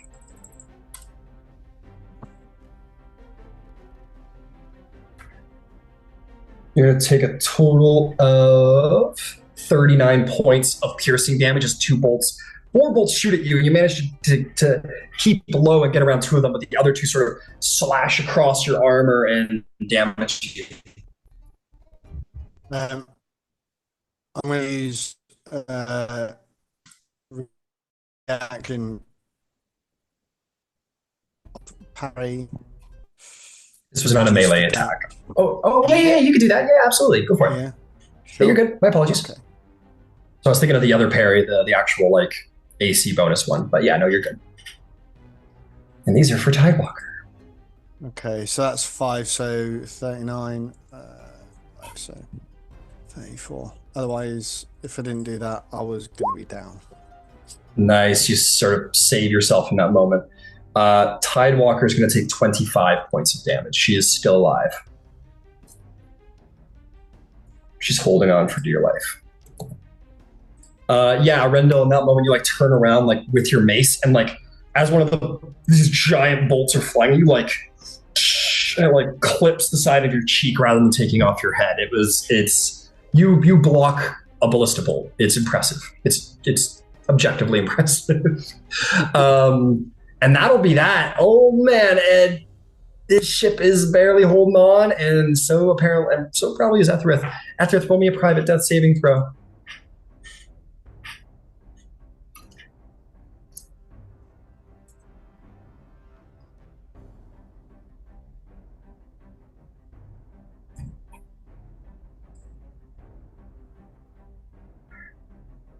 Understood. Okay. Ed, aka the entire Prophet's Demise. So at this point, Arendil, we're just going to tie your turn to the ship. And so will we do the same with yours, Etherith, at this point? So the whole party is using the Prophet's Demise now that we're all aboard. So who would like to do what? Ed, you want to try and make a jump to mid-range and start evading? Oh yeah, all focus on getting the hell out of here. You want At to try and provide a bonus to this roll? Yeah, for sure. Okay. And he succeeds. This time he sort of jerry-rig wires some of the arcane magic of your helm to enhance the possibility of this vehicle check. Go ahead, make a intelligent spaceship vehicle check. You may add a +2 to this roll. That is a 10 plus 9 for a 19. All right, you blast away from these guys, and the tail end of your ship is now. It's all around you. Sorry, hang on. Working. You've come to mid-range, so the tail end of your ship is 250 away from the nearest nautiloid at this point. So you have exited ballista range, which is nice. And then you can travel another 40 feet for, you're now 290 away from anybody, which is a good beginning distance. You're at mid-range. Do you want, do you have a bonus action? Oh.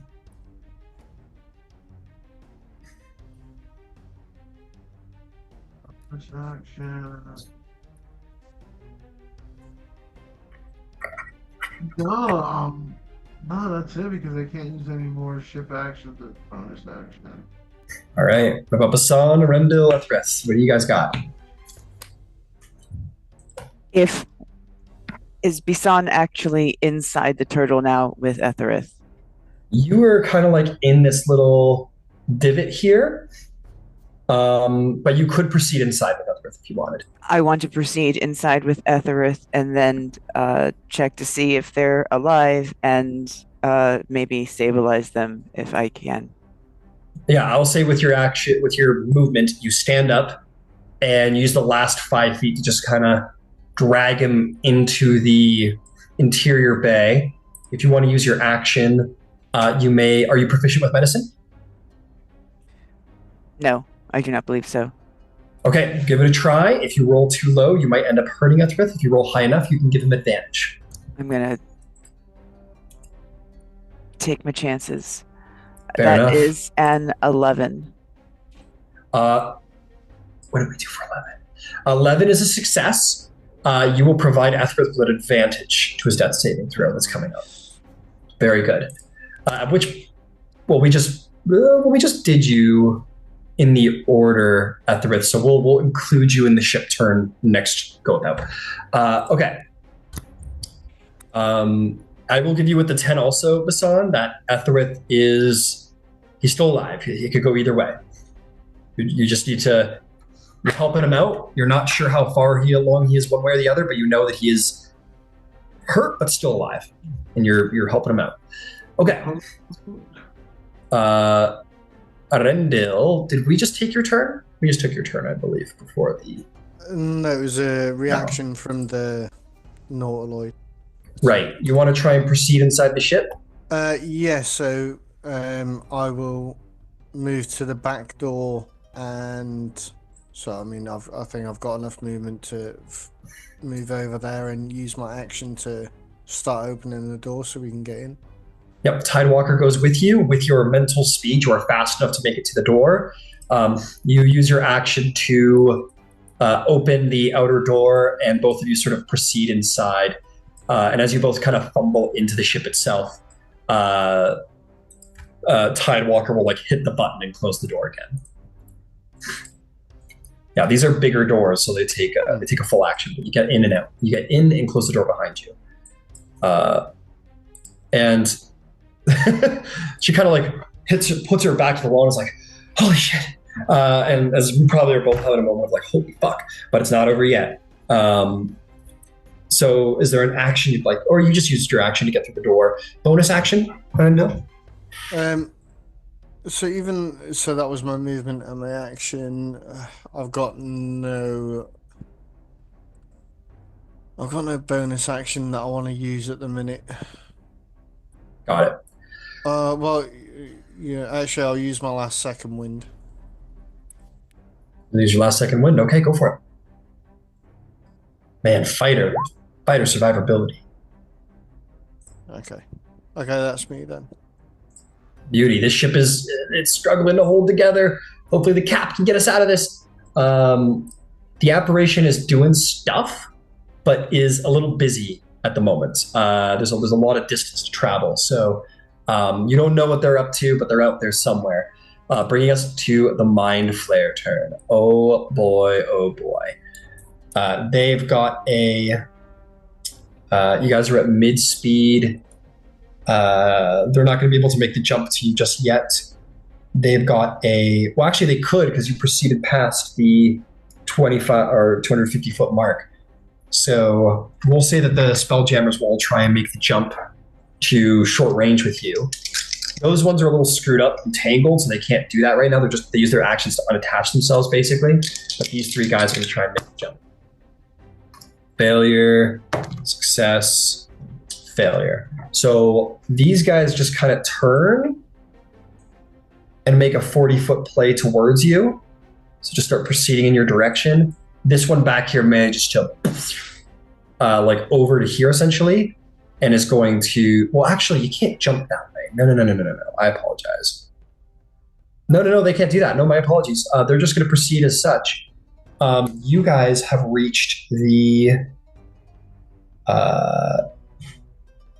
250, so all of their weapons are going to be... These are all going to be disadvantage attacks against you. 3 ships worth of attacks. So that's going to be 4 ballista, 1 mangonel each. 5, that's going to be 15 attacks for a total of 30 dice.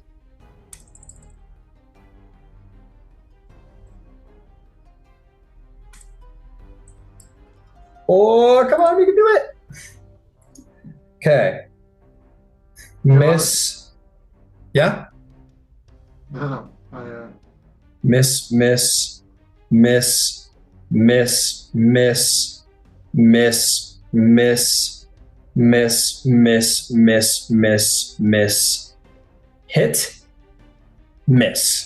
1 hit.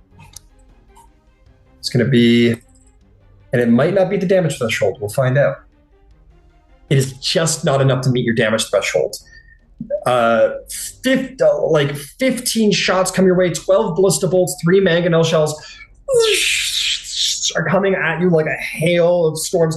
These like carapace like bolts are lodging themselves into the side of your ship and bouncing off of the hull, missing entirely. You guys are literally evading like a hail of massive boulders, these like carapace boulders and ballista bolts, and are getting by the skin of your teeth. This is some Han Solo survival shit right here. That's what this is. All right. Profits Demise. Ed, you want to try and get out of here? You want to try and make it to long range? Let's keep going, yeah. Okay, you're going to try and make your 500 feet. Make me a ship vehicle check. You want App to try and help you out? Of course. That is going to be... it's not going to succeed. You won't get the +2. Go ahead and make your ship vehicles check DC 15. It's another 14, +7, 21. And that will do the job. You blast forward. You blast forward to a range of 500 feet from the nearest people. Use your speed to make it to 540 feet. What is everybody else on the ship doing at this point? Ethrith, why don't you roll me your advantage death saving throw? Let's get that out of the way.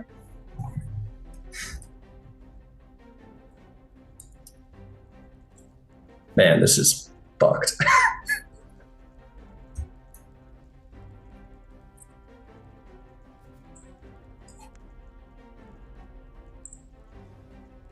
Understood. Okay.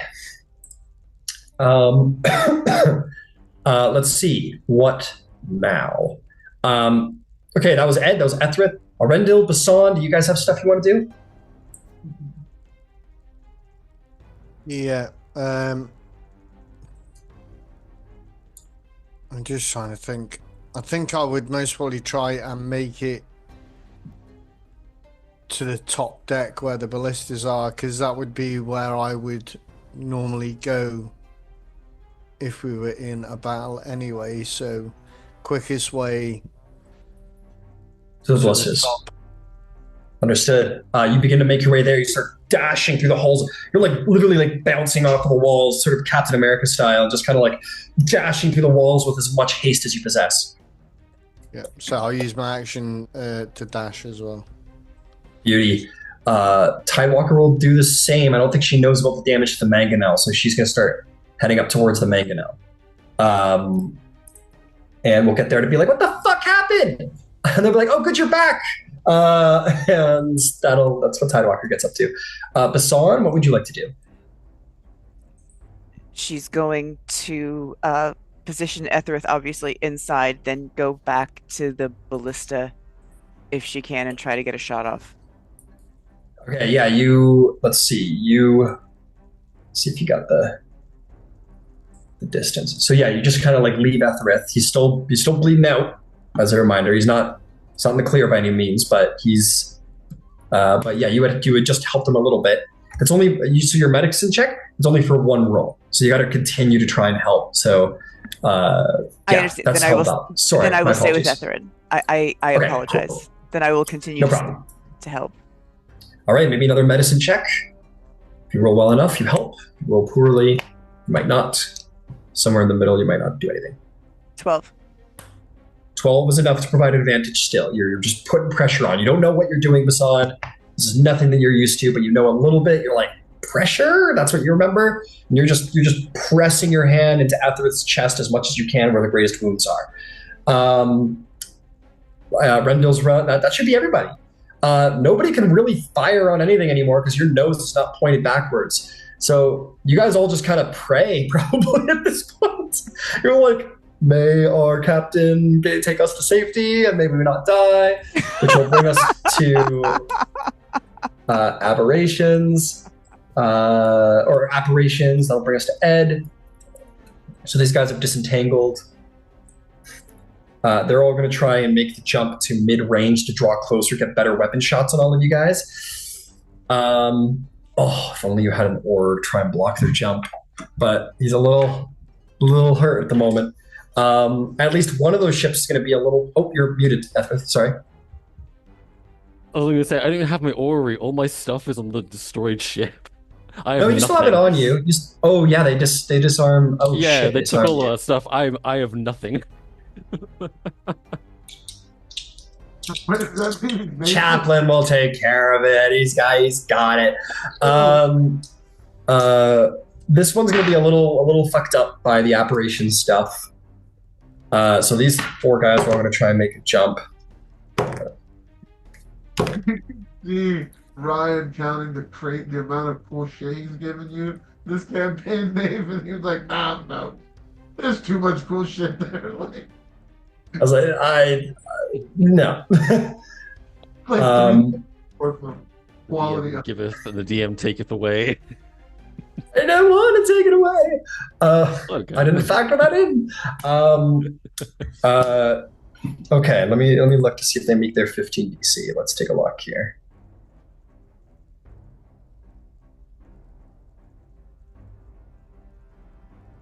So that would be 3 plus 4 plus 6. Oh. 3 of the ships managed to jump to get closer to you, Ed. They sort of all blast into they all get within 250 feet of you. They sort of bring you into view, and they're going to take their shots at you. But I believe they're all at disadvantage still. So, and even this guy back here is trying to keep up. He can't reach you with his ballistas anymore, so he's got a disadvantage mangonel shot, and that's it. Disadvantage mangonel.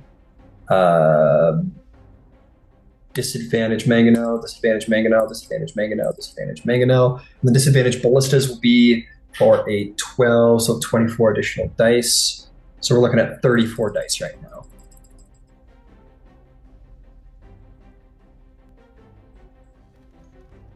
All disadvantage attacks. Okay. Miss, miss, miss, miss, miss, miss, miss, miss, miss, miss, miss, miss, miss, miss, miss, miss, miss. Okay. Again, ding, ding, ding, or like a hail of arrows, but the armor of your ship is holding strong, which is good because you don't have a lot of health left. Ed, give me that ship check, man. All right, here we go. That is a 15. Okay, 15 will do it. I'm just gonna speed this along for a second because it's just gonna be like bam, bam, bam, bam, bam, bam, bam until we get out. So you proceed forward back to mid-range. These guys all fail their next checks. I'm gonna just say, go ahead, roll me another one. See if you can jump to long range. 12 plus 7, 19. 19. Okay, you jump to long range. At that point, they wouldn't be able to get their shots on you, and they wouldn't be able to jump closer, as you are now considered out of range. So they're out of range of a quick jump. So they just got to try and come up to you. So as long as you don't get taken down by this round of shots I'm about to give you, you'll be able to make it to cruise speed and escape. So at that range, it's only mangonel shots, only disadvantage mangonel shots. We're going to see if they get a lucky shot on you.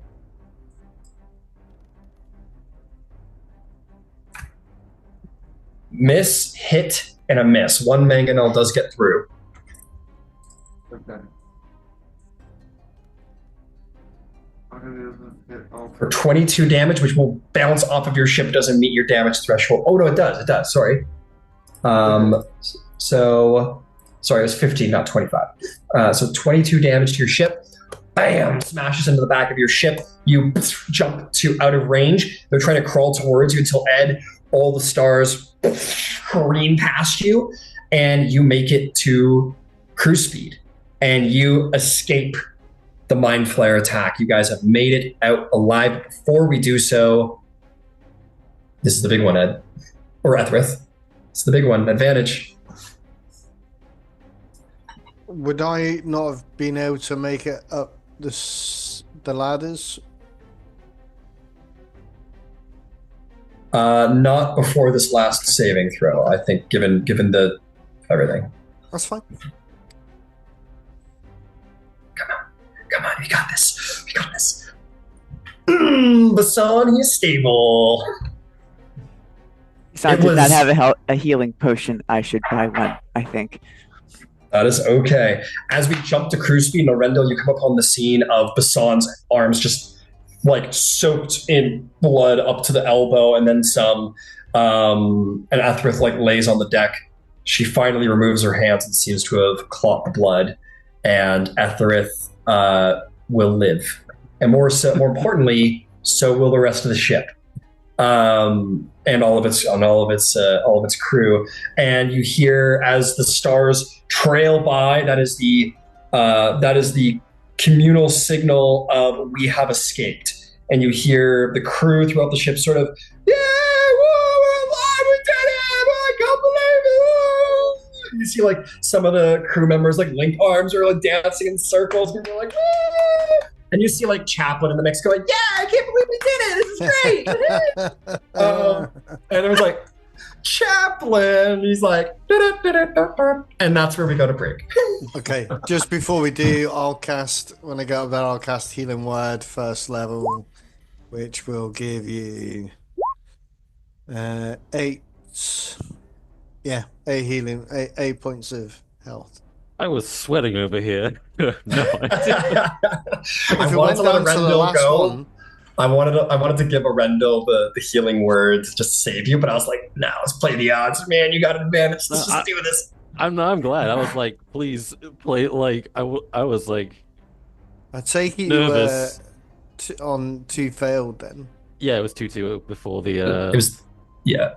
It could have It gone was either way, but it with the was That was the last advantage, one. the yeah. last one was a 10 and a 13. So That was crazy. That It was was that was good. a crazy close. fucking fight, people. That was good. Whoa! God, you made it out alive, and you fucked up the prophet, man. We're done. Mission's done, yeah? We're good. With No, one. unfortunately, I think probably no. If we would have, Bisan Well, wanted to get the body. Had we gotten the prophet's body, we That would have would be won. different. Listen, there is a cardinal rule in television. If you don't see them die, they're not dead. I know. But you did No. fire 2 ballistas through his chest, so you kind of saw him die. But they picked him up anyway. You're gonna have some cool Darth Vader shit. You know what I mean? Mhm. Yeah. Oh, dude. Hell yeah. Oh no, yeah, but yeah, yeah. Yeah. I'm gonna put him in some sick fucking mind flare armor now. That's how we're gonna do this. You got Oh. the epoxy unit there to be like, if you build it off of it. Yeah, he like puts himself. He like strips the apoxy unit for parts, and then like, oh fuck, this is all great ideas. Okay, these Why are did great. you really give them ideas? I mean, But my why? thoughts could explode. Why? So right now. Because it's awesome. I'm not gonna All lie, right. I'm very conflicted right now. Because it's a great idea, but also shush. Yeah, but keep in mind, your characters believe he's dead, man. That was the death of ever anyone seen it. Yes. All right, we'll be right back. Etherith would have died happy knowing that his final action baited the prophet into mispositioning and getting skewered. Wow. That was such good piloting. I wish we had reputation in this game because I feel like Jord, we've done so much cool shit off of his piloting. Like I wish there was a way to give him a reputation tag for being such an incredible freaking pilot. Yeah, one of the best pilots in realm space. Like, how do we do that? There's got to be a way. I might have to petition Ryan because he's done such cool stuff with that. Mm.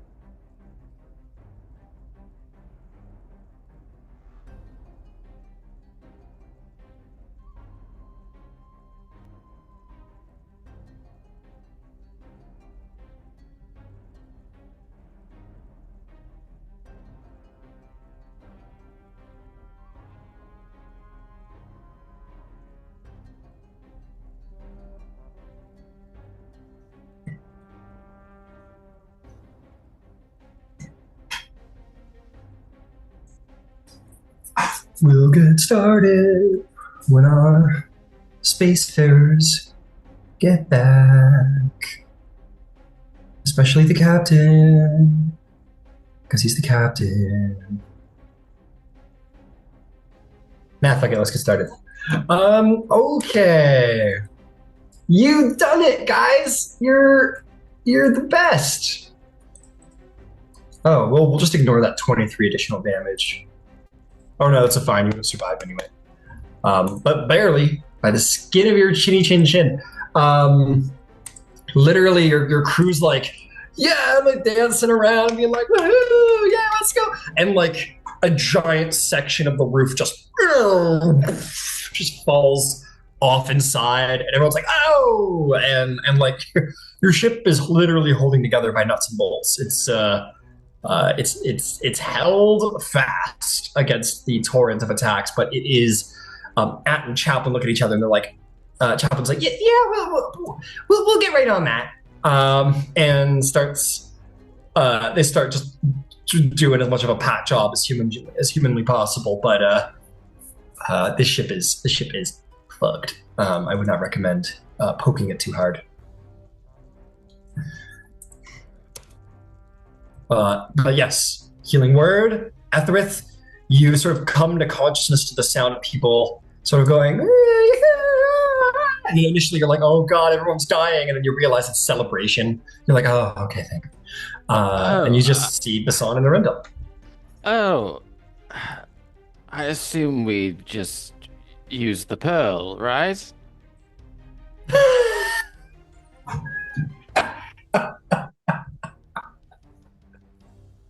No. The pearl? What pearl? Oh, you would know what it is, Arendil. You see, we had an encounter on the plane of. We didn't use the pearl. We could have used the pearl. I forgot about the pearl. Do you have the pearl? You guys look over like where you are literally positioned, and you see that there's. I believe you guys did indeed like have it put on like a shelf up here and there, and you guys like look over and see it, this giant 4 or 5 times bigger than any pearl you've ever seen, just sort of glimmering in the light, shining on this. And Do you mean to tell me I was dying in your arms and you forgot the pearl? I did stabilize you. No, I didn't want you to die. Being a shithead, but it's funny.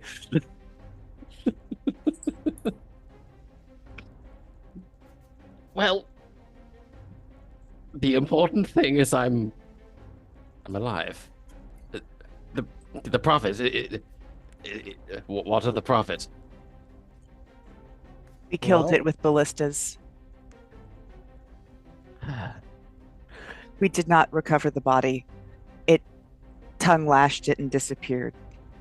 One of the squid. Oh, but you did see it die, yes?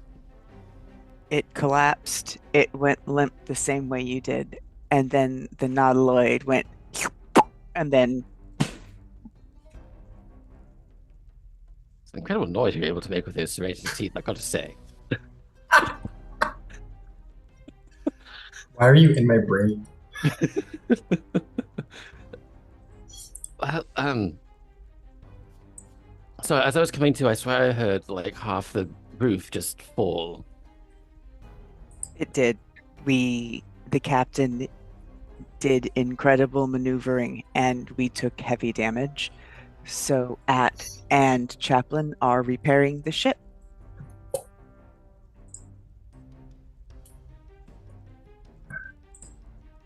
Well, where's the captain? Yes, we should find the captain. What are you doing, Captain? Are you having a full anxiety attack as you sit on the Spelljammer rail? I think Ed is just like while everybody was celebrating, Ed was just hitting doing one of these, just like just like cooling down, just realizing like he's like he just gambled with literally everyone's lives, and something he's realizing he has to grow comfortable doing. Like I think Ed kind of just had like a full circle captain moment, while like the crew might not be thinking like, oh, we could all be dead. Well, in their own way they are. Ed's definitely like he's realizing like, well that's it. No longer does this job feel weird. It kind of gets it, and he hasn't even processed that they that they killed the prophet like that. I imagine Ed feels much like a coach feels right when they win like the chip. Hasn't yet set in, but it's like, oh shit. Like like sometimes in sports movies they always like take like a lap. They're like Yeah. alone. I think Ed's probably needing to do that. So he's just kind of chilling there. Yeah, fair enough. You're just absorbing the moment, learning from what has just occurred. That's perfectly fair. Um, yeah, and like the ship kind of falling around upon like around you. There's like sparks coming out of the walls. This is like like the Millennium Falcon, where it's just like constantly falling apart. That's where you are right now. The ship is like Chaplin and like At are like duct taping shit together until they can get to it. It's like the ship is it's hanging on by a thread. And, it's gonna be okay. Yeah, Chaplin's like, don't worry, Captain. Everything's gonna be okay. And then like a support beam just smashes, destroys some of the floor. He goes, I'll fix that. And yeah.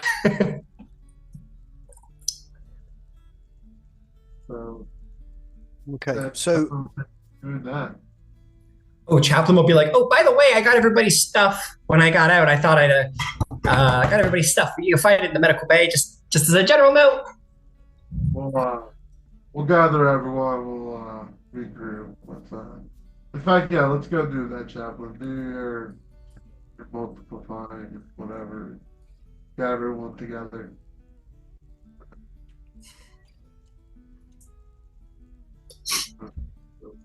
Well, that'll be how it'll pipe up. We can all regroup.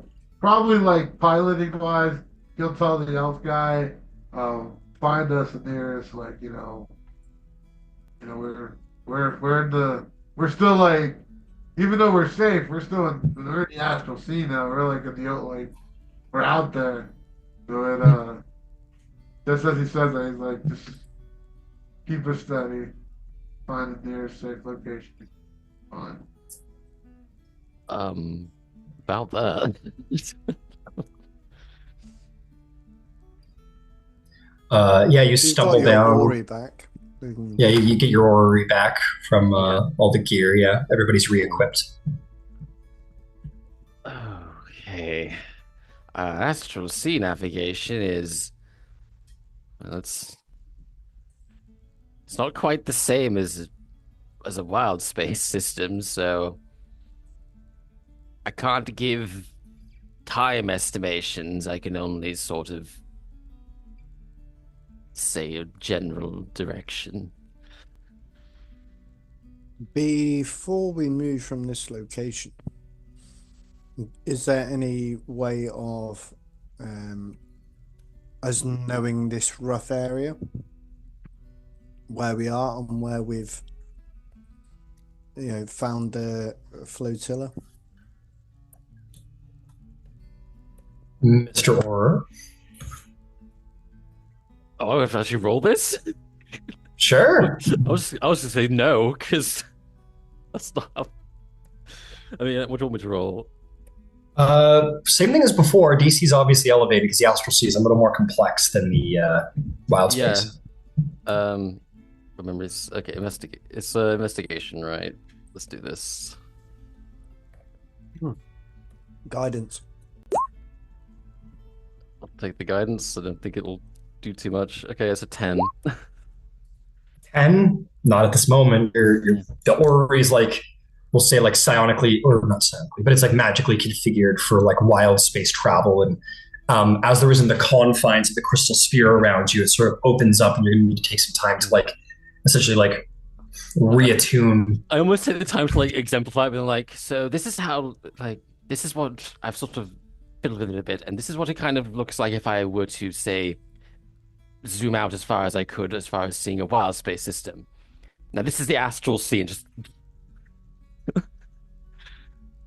it's just like this impossibly gigantic sea of stuff.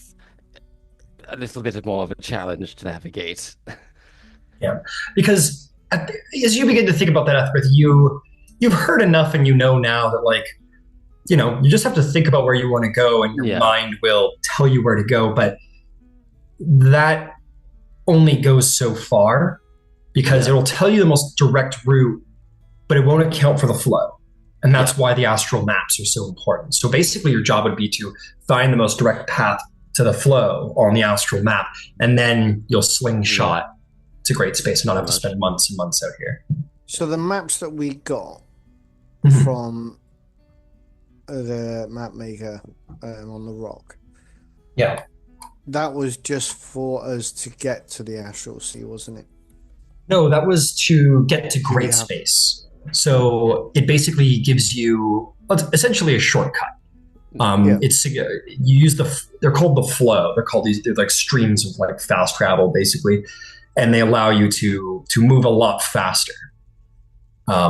So very helpful to have. Sort of like as like known currents in the sea. Otherwise, you're kind of just winging it.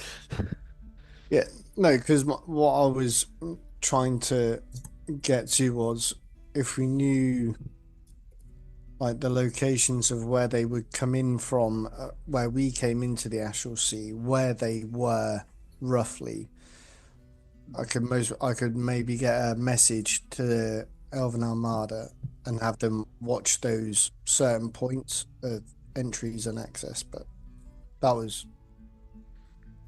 I'm not sure how, like, you can probably correct me on this, Ryan, but it's kind of like the Astral Sea is really weird, and it's not quite. It's not like That's to say it's geographic is kind of wrong. There's no landmarks.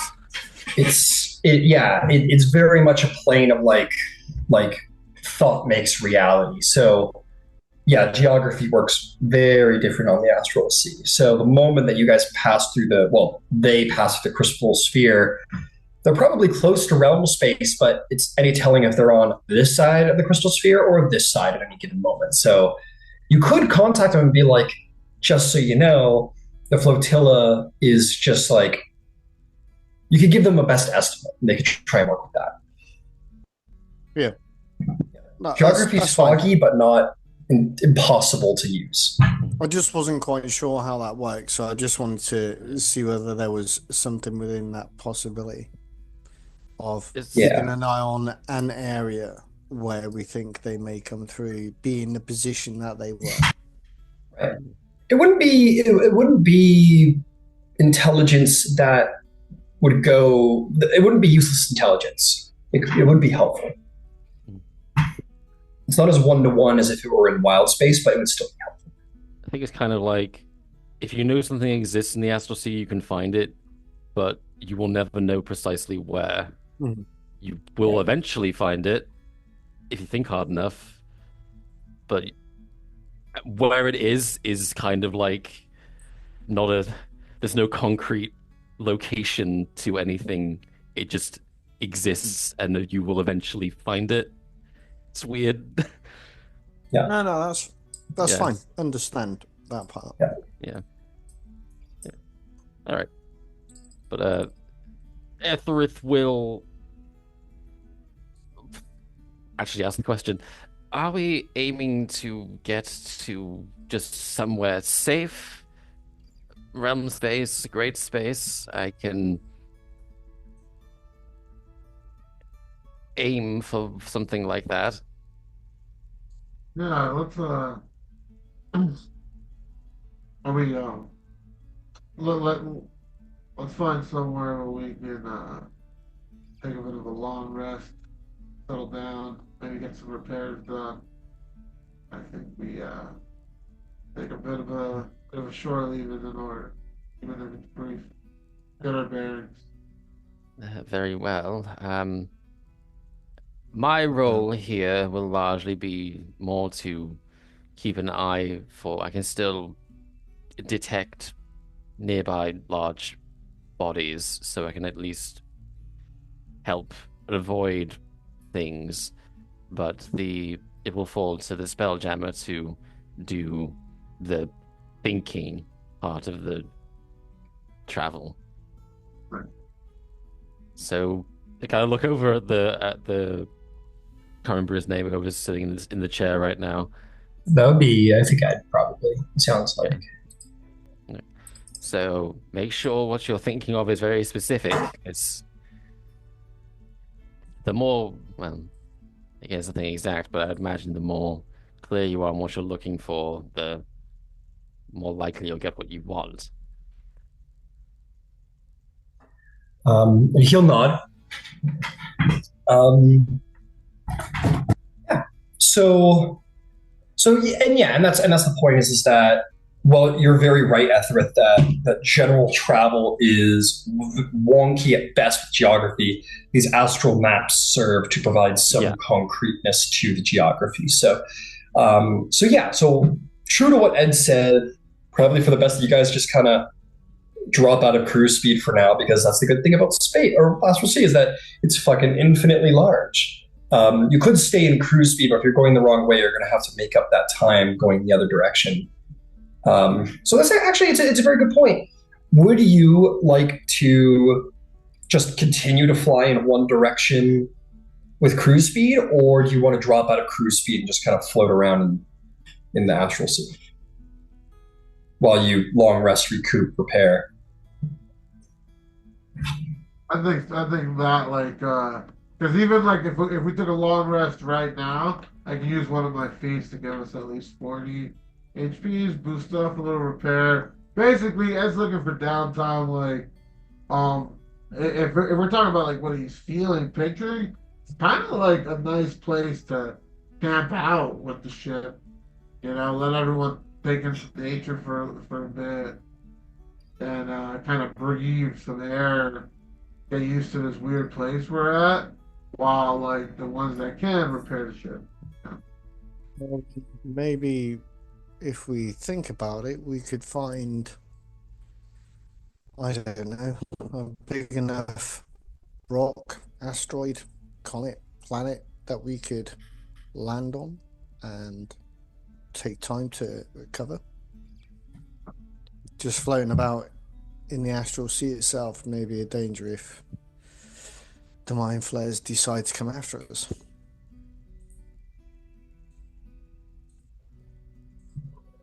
No objections from me.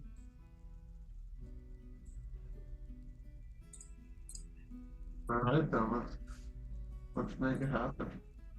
Yes, son.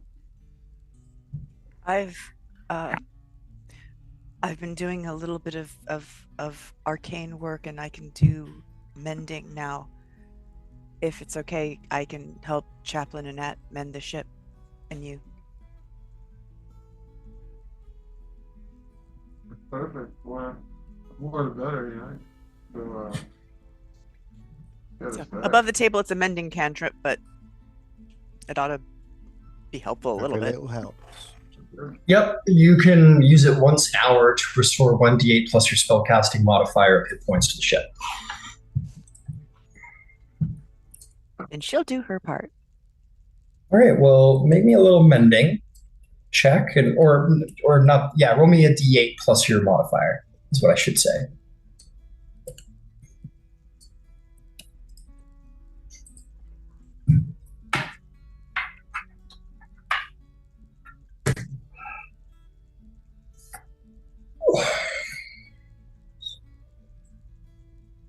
That is a 9. 9. Very nice. 9, 11. So that would be 20 hit points. Whoops, we're subtracting that. Ship's doing a little better. Like I said, it's held together by duct tape and hands and whatnot. But it's less than a sixth of the way repaired at this point. It's still pretty banged up, but she floats, and that's what's important. Okay, you want to look around for something in the astral sea to land on or use as cover or something like. Let's see what we can do.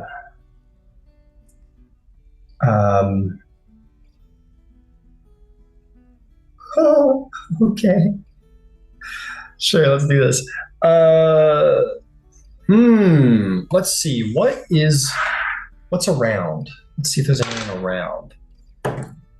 Nothing clearly around, but you're actively seeking, so we'll do that. After you look on the orrery,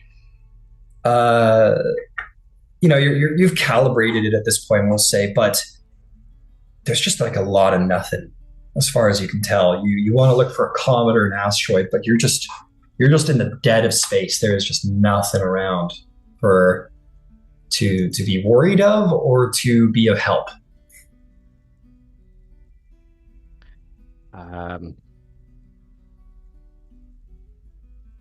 This might take a while. Well, why don't we just power down, let Chaplin and the rest of the bosuns do what they need to do to mend a little bit more. Maybe the captain can take a rest, and we will go from there and just I will stand watch and keep an eye out for anything approaching. It seems fair. I mean, we're stranded in the biggest ocean in existence, so our odds of getting attacked are low, I think. Maybe. Ethel's looking markedly less confident now than he's ever looked. Yeah. So here's what's interesting about this place is that when you were in wild space, there were stars, the sun, astral bodies to navigate with. Out here in the astral sea, there's either so many stars or just no stars in view that there are no flecks of light that dot across the sky. It's just an endless sort of wash of like cosmic light, of this like purplish white light. It is you don't see any stars, you don't see any planets. It's like Ethra said, there's no landmarks of any kind. It's just like an ever-changing void of radiant light.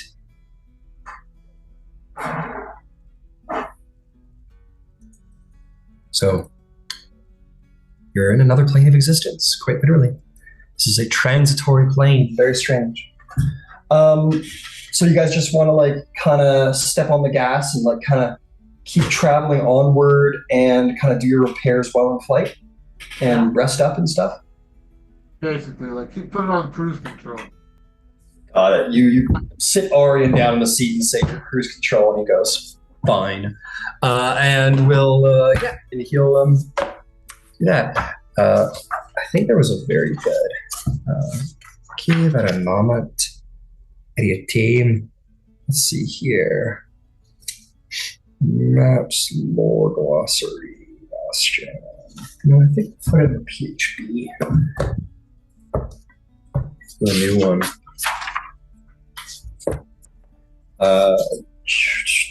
Equipment character class, combat damage conditions, exploration. Where are the planes of existence in the books? The multiverse. There it is. Just see if I can get you guys a cool description of what you're looking at. Oh, cool. Sorry, I'm getting distracted. Here we are.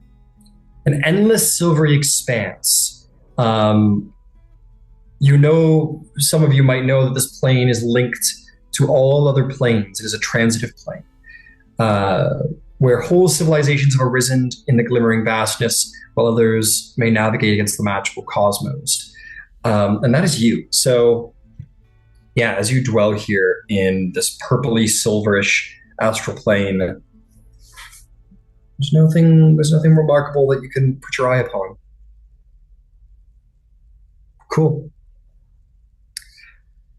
So, you do repairs in flight. All of you kind of take a moment to breathe. You're going to see that tea is brought out by Spice Hand for everybody, for calming the nerves. And yeah, you guys just kind of take some time to yourselves, maybe find your way to your bunk and get some sleep or medical attention however you can. Let's see how things go during your long rest. They go fine. Again, in this massive expanse, there is nothing. You're just traveling at a terrific speed towards nothing. Yeah, but you will all get your rest. I'm going to let... So Bassan, I'll give you 2 more D8 rolls plus your modifier. I will give At the same, and because Chaplin only requires... No, he requires 6 as well, so let's do that way. And can I use my patch up, which is 4 times my intelligence modifier, once every 5 days? Absolutely. So that'll be 40 for me. For half the normal repair cost, I don't know what that means, but and it worked. 6 is... I'll get it from you in just a second. 8 plus 6 is...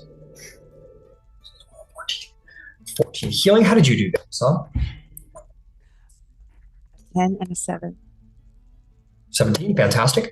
And how much was that, Ed? Patch of job? One more time? 40. 40, beautiful. At this point, the ship is looking a lot better. Still probably not best to mingle in particularly destructive combat, but you are, you're getting closer to that sort of like mid rebuilt range as you all come to wake and have a little bit of food put on your plate. You all get a long rest. You may hit the button. Nothing befalls you in the evening.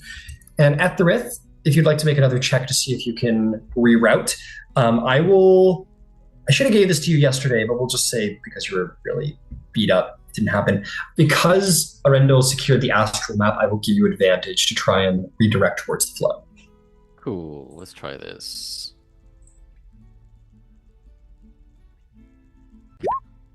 Uh, 15, literally the same number. 15. Didn't you get a 10 last time? No, I mean the advantage was the same number. Understood, yeah. It was 2 11s. Yeah, no worries. With a 15, you are able to redirect, and you basically have the ship pull a bit of like a 140. So like it does turn around and kind of not go directly back the way it came, but pretty much. It takes a pretty hard turn and begins to make its travel backwards in the direction of realm space to connect with the flow and begin its travel. So your day is going to go by, and at any time, feel free to interrupt. You guys just had a lot on your plate. There might be a lot you wish to speak of. Etherith does want to talk to the captain. Absolutely. It is worth noting that the morale of your crew, it went down when you lost some people and you lost some whatever, but more than made up for it. And you kind of bumped up to like probably like you guys just evaded like an illithid flotilla. You're probably at like a 6 crew rating right now. It's your crew's very impressed. And they're very complimentary. And every time you walk in the room, Ed, you maybe feel like a bit of a rock star. Everyone's like, Captain, yeah. And same for all of you guys. The crew's very enthusiastic about the capabilities of this ship. But yes, Etherith, you managed to catch Ed as he sits down in his chair, and you find your way to your orrery position. I've been meaning to say that from this point onward, the future is unknown to me. I fulfilled my mission. You killed the prophets. The future that I was made to bring is now the past. And to tell the truth, I'm not quite sure why I'm still here. Well, Arthur, what if I asked you, do you feel as if your job's done? You're a very, methodical person. You seem to have a grasp on when you know something's completed. If you look inward right now, do you feel as your job is done?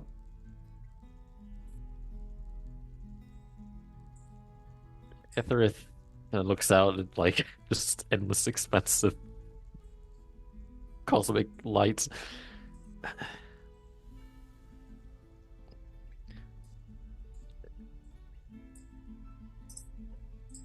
I remember before I was me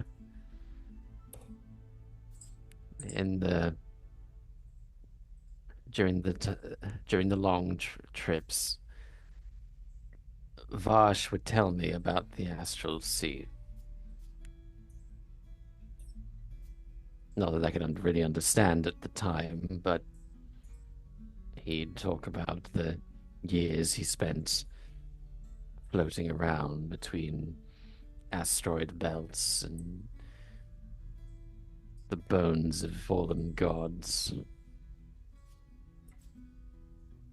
And I mean, I've been back and forth a few times speaking with Hecate, but I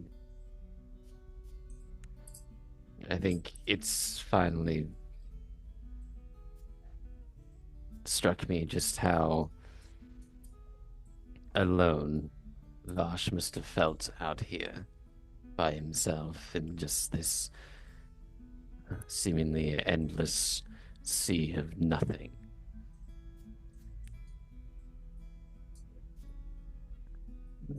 Not imagine what you say.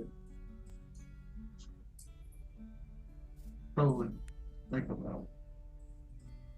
I feel my job is done. I now don't know what it is I'm supposed to be working towards, and I thought that with the prophecy fulfilled that Hecate would simply remove me from the board, the game would be over, and she would move on to whatever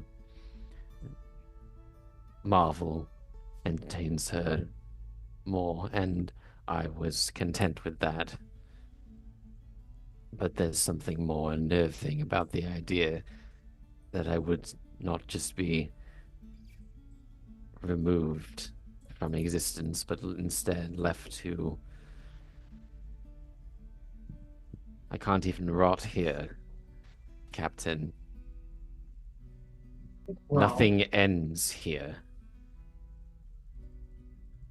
I think you said it yourself. Simply and Hecate just don't go together. So if you thought Hecate would simply let you know the job was done, believe, well, don't overstep, but I believe there's a lot you still have to learn about your thing. And perhaps that in itself unfinished. But there's been no message, no. I've not heard from her. I haven't. Perhaps after if out here, it's time you listen in a different way.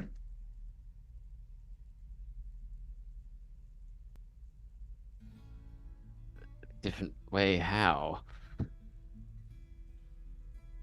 Wish I could tell you, but obtuse is sort of vibe, right?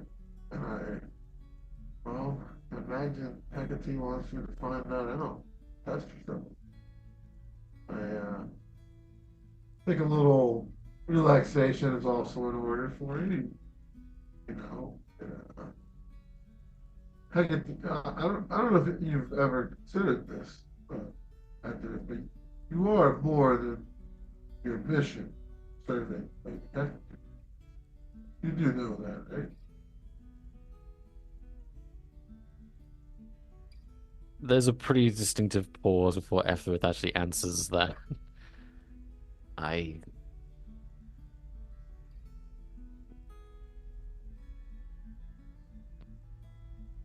I wish I could say that I knew that, but I always had a small doubt. I'm. I wasn't born, I was made, strictly speaking. It's.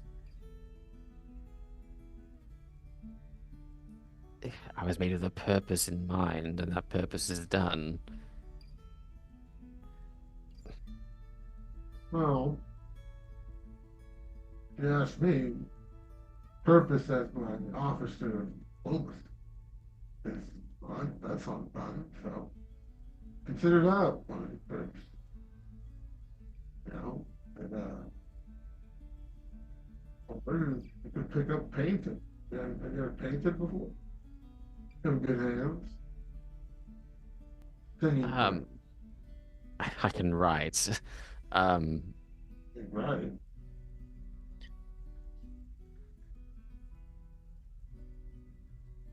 maybe it'll just. Maybe it'll just come to me. I should ask, what do you want? With the prophet felled, there's no need to seek out your brother anymore. Unless you just want to see him for the sake of family. You know, I suppose it, it'd be a waste of a boon if we didn't follow it. Between you and I, personally, my brother usually is packaged with a lot of lectures and different sort of, well, different sort of dynamic. I hardly consider myself a captain in this business, but suppose that was the old me. So, see about that, but I say we still find my brother, even if it's not the highest priority. I hate to say this, but if we're out here, our priority is this. We don't know what we'll find out there. But in any case, we'll find my brother just for the sake of closure, I suppose. Very well. Well, since at the moment our fates are intertwined still, um, I'll continue my usual duties. Um, I need to give some thought to what my future really holds. I didn't think there would be an after, and now I need to think about what I do now. And eventually, when the opportunity arises, this will go for all of us. But starting with you, Edgar, we'll have reassigning people into your own command as we spread out, build the project demise. I've been thinking about this. We should well, we should focus on everything that comes with traveling like we do.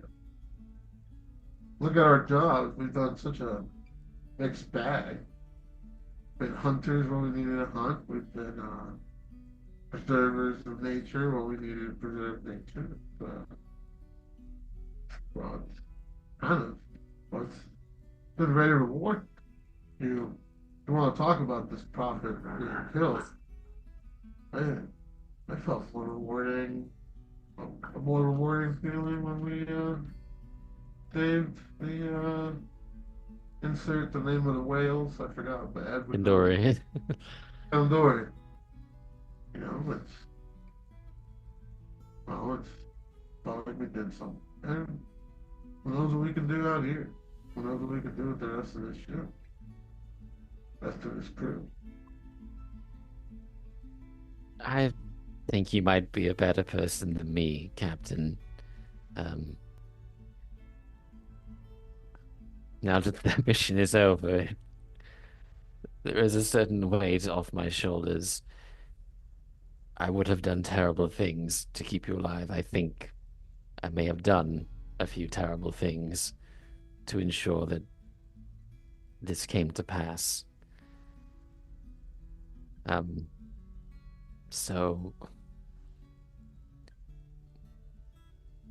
I think I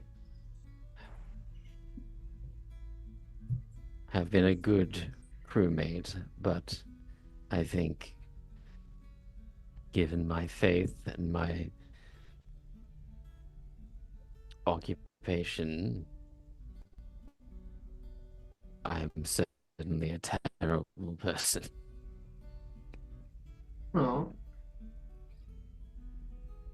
feel that way. Perhaps writing that feeling, that's your new purpose. It's a long road. Long road. But only one you can travel. A long road. Well, I know all about those. I'll suppose I'll just see where this one takes me for now. I'll leave you to navigating this. Well, there's not much navigating to do beyond. I'll let you know if anything approaches or anything changes, but just stay on course for now, and we'll slingshot our way into great space soon enough. Of course, then. Please, you take some time. Breathe. Smell that astral steam. That's the funny thing, Captain. You don't need to breathe here.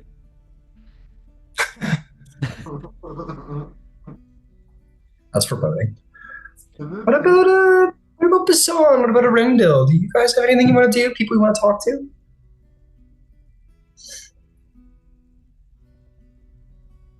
Isan does need to talk to the captain. Cool. Just a quick question. Just Arendil, is there anyone you want to talk to? No, I was just gonna most probably take myself off and pray to and just have a bit of a prayer. So that can wait if you want. Well, let's do that now, just because we've heard from Ben for a little bit, Okay, and we'll come back to you in a second, Bastan. So yeah, Arendil, you want to pray to the Twilight Rider? I do. Okay. So I'll take myself off and find a nice, quiet space. Sit down and take my holy symbol and pray, and just is a prayer of gratitude and thanks for letting me see my brother, and for him and his aid within helping us get away from the mind flares.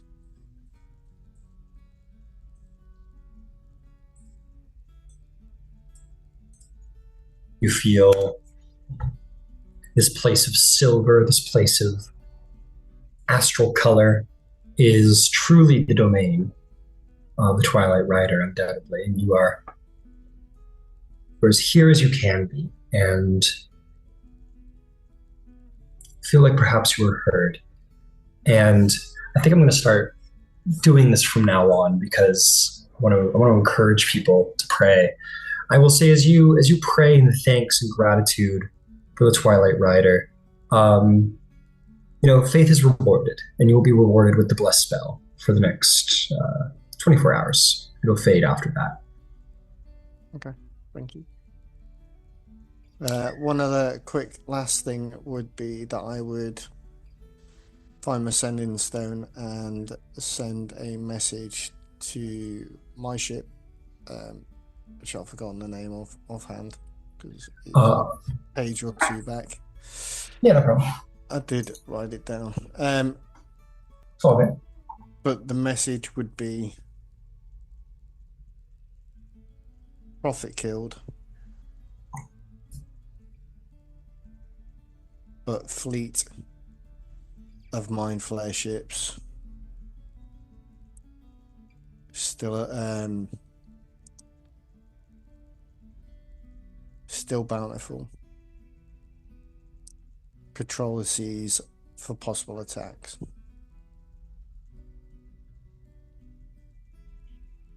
Yeah. Okay. You receive a message back from First Mate Trisius, who will say,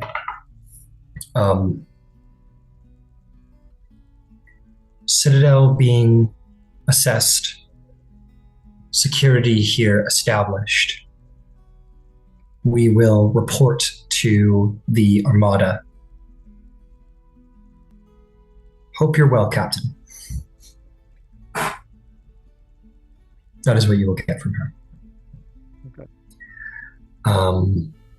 Excellent. And with that, why don't we turn it around to, or actually, Tidewalker will go to all of you and say thank you for her rescue, that you didn't need to, and she's thankful, but especially you, Arendil, who were the one who truly did indeed at the end of the day save her. She'll just say, I can't thank you enough. I mean, all of that for me, it was madness. I don't know.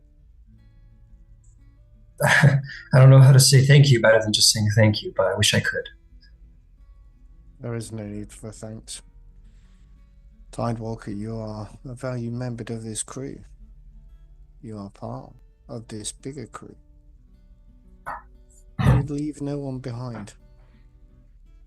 I know this, and I've only been with you for a very short time. But I would never have left anybody anyway. Well, I'm glad you're here on this crew. It's just thank you. That's thank you. You're welcome. And she'll smile gently and leave you with that. And I can't say it enough. The crew is so they're just up here. They're riding the high of that victory, and they're telling the tale, and all the time. It's all they talk about is how they defeated mind flayers and lived to tell the tale. And this prophet guy's dead, and the ship has earned its namesake, and it's they're all very pleased with themselves. At which point, yeah, let's transfer over to Basson. Yeah, you wanted to have a word with the captain.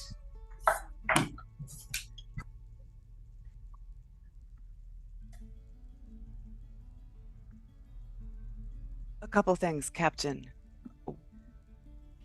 What's on? Good to see you. Did well out there. Our above the table, because we don't I can't keep all of some of the names straight.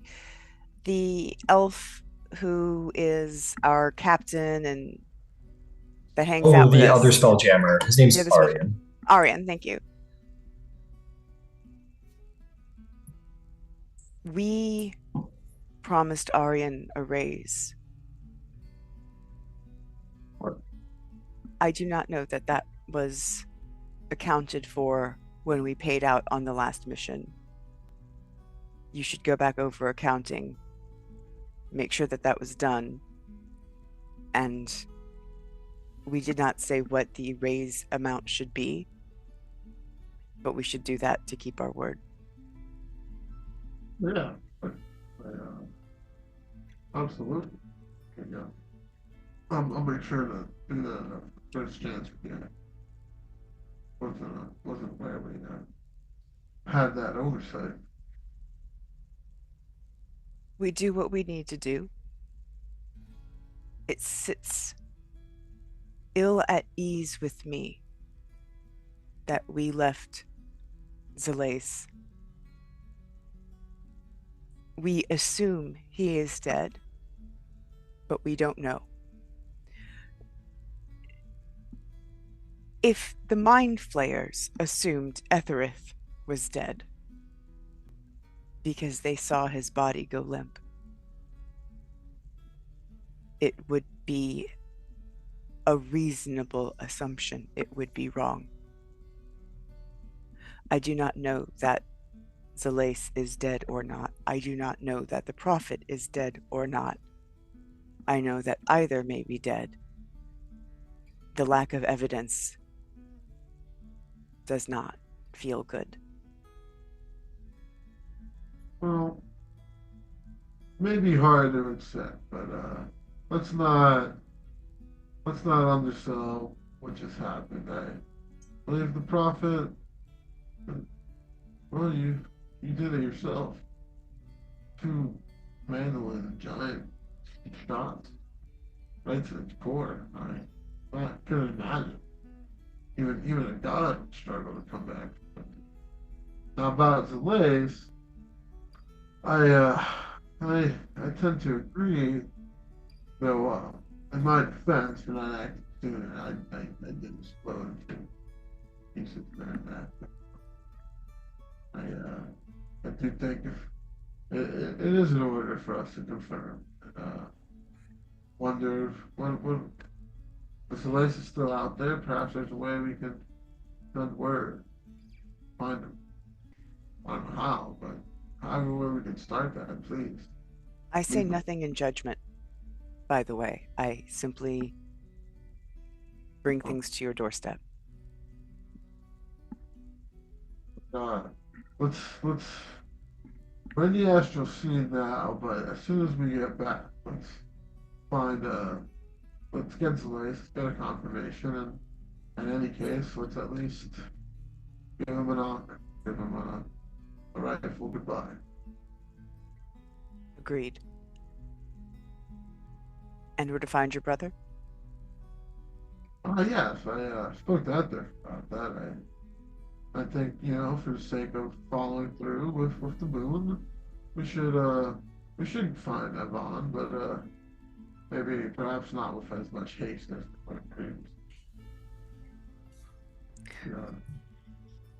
Who knows? Now that we're out here, he may find us. So I think.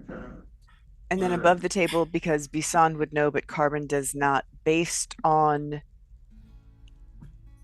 whatever variances in time occurred in regards to how much food they have consumed.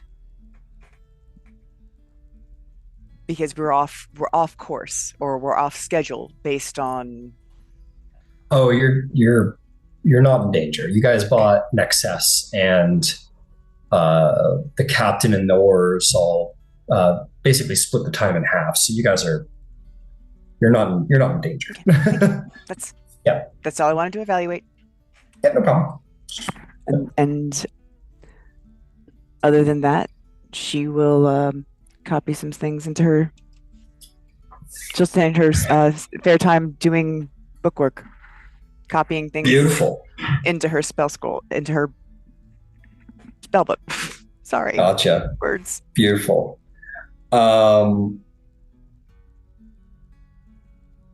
Beautiful. I will say, as you all come to rest the next evening, as your day goes by without issue, one of the crew members is going to kind of come and wake you all up. I'll say it's Boomstick, because we don't hear enough from Boomstick. He's a cool guy. He's like, the mirror wants to talk to you. All you guys. Sorry to wake you up in the middle of the night. It seemed really important. I don't force go. We're gonna go talk to the mirror. Talk to the mirror. Mirror goes, "Hey, I exist. How's it going? It's a pleasure to see you all. How's it going? I have something to show you guys. I was curious, so have fun with this." And he's going to begin a scry. You stand and you watch for a couple minutes, and he goes, "Sorry, buffering. Give it a minute. Almost there. There it is. Okay, cool." You find yourself in the deep, dark hull of a nautiloid. Around this nautiloid is a number of jars holding brains and strange tadpole-like specimens, implements for wielding flesh and changing flesh that you have never seen before. They are more than just scalpels. They're things of terror. It is very dark, but you can see, and there is screeching. This horrible illithid these high pitched whining squeals of pain. And as the vision kind of comes around and sets focus, you see a group of maybe 6 mind flayers standing around this laboratory. Some of them sort of psychically move implements to their hands and apply it to a table between all of them and sort of make large cutting motions. And you hear screeching in pain sounds, and some of them taking like a handful of intestines and putting them on trays. You see other ones taking indeed parts of what you would recognize as the epoxy units and sort of bringing them in, and you hear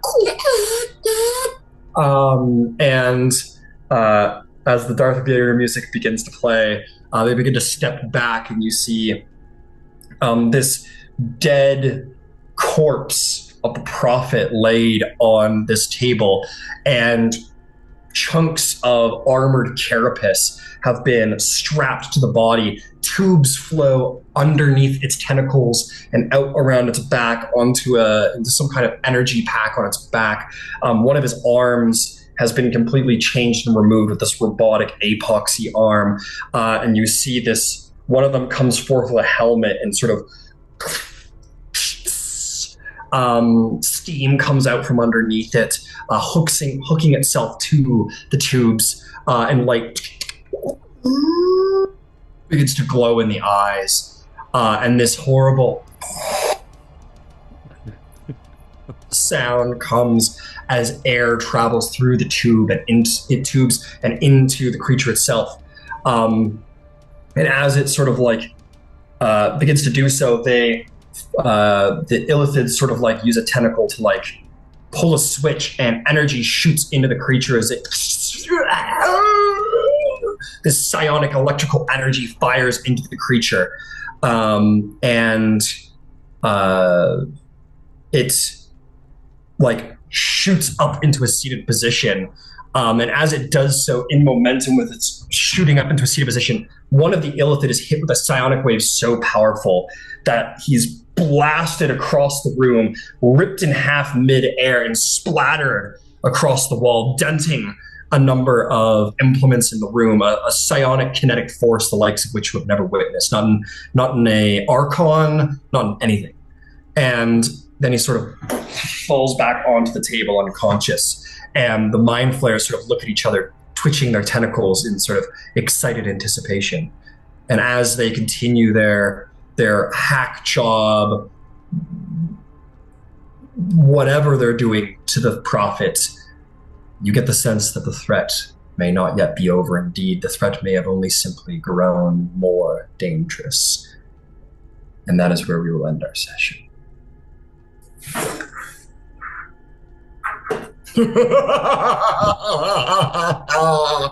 Yeah, check the Zoom chat, right? Okay.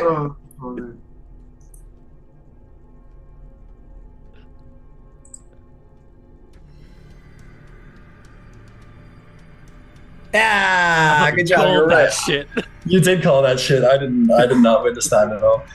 Oh shit. I'm excited. I'm like, okay, now we're gonna up that stat block a bit. It's obviously like it's the best narrative choice. It's right there. You have to use I know. And we've got all of our Star Wars themes playing into it. We gotta turn Anakin into Darth Vader. If he was ever actually like the chosen one. So good. What all right, guys. Well, you guys have a great night. We will make our way through the astral sea into Great Space. I'm excited for Great Space. There's stuff there that I think our Artificer, I think our Follower of Hecate, I think everybody is going to find very interesting about this system. But yeah, have a great night, everybody. We'll talk to you soon.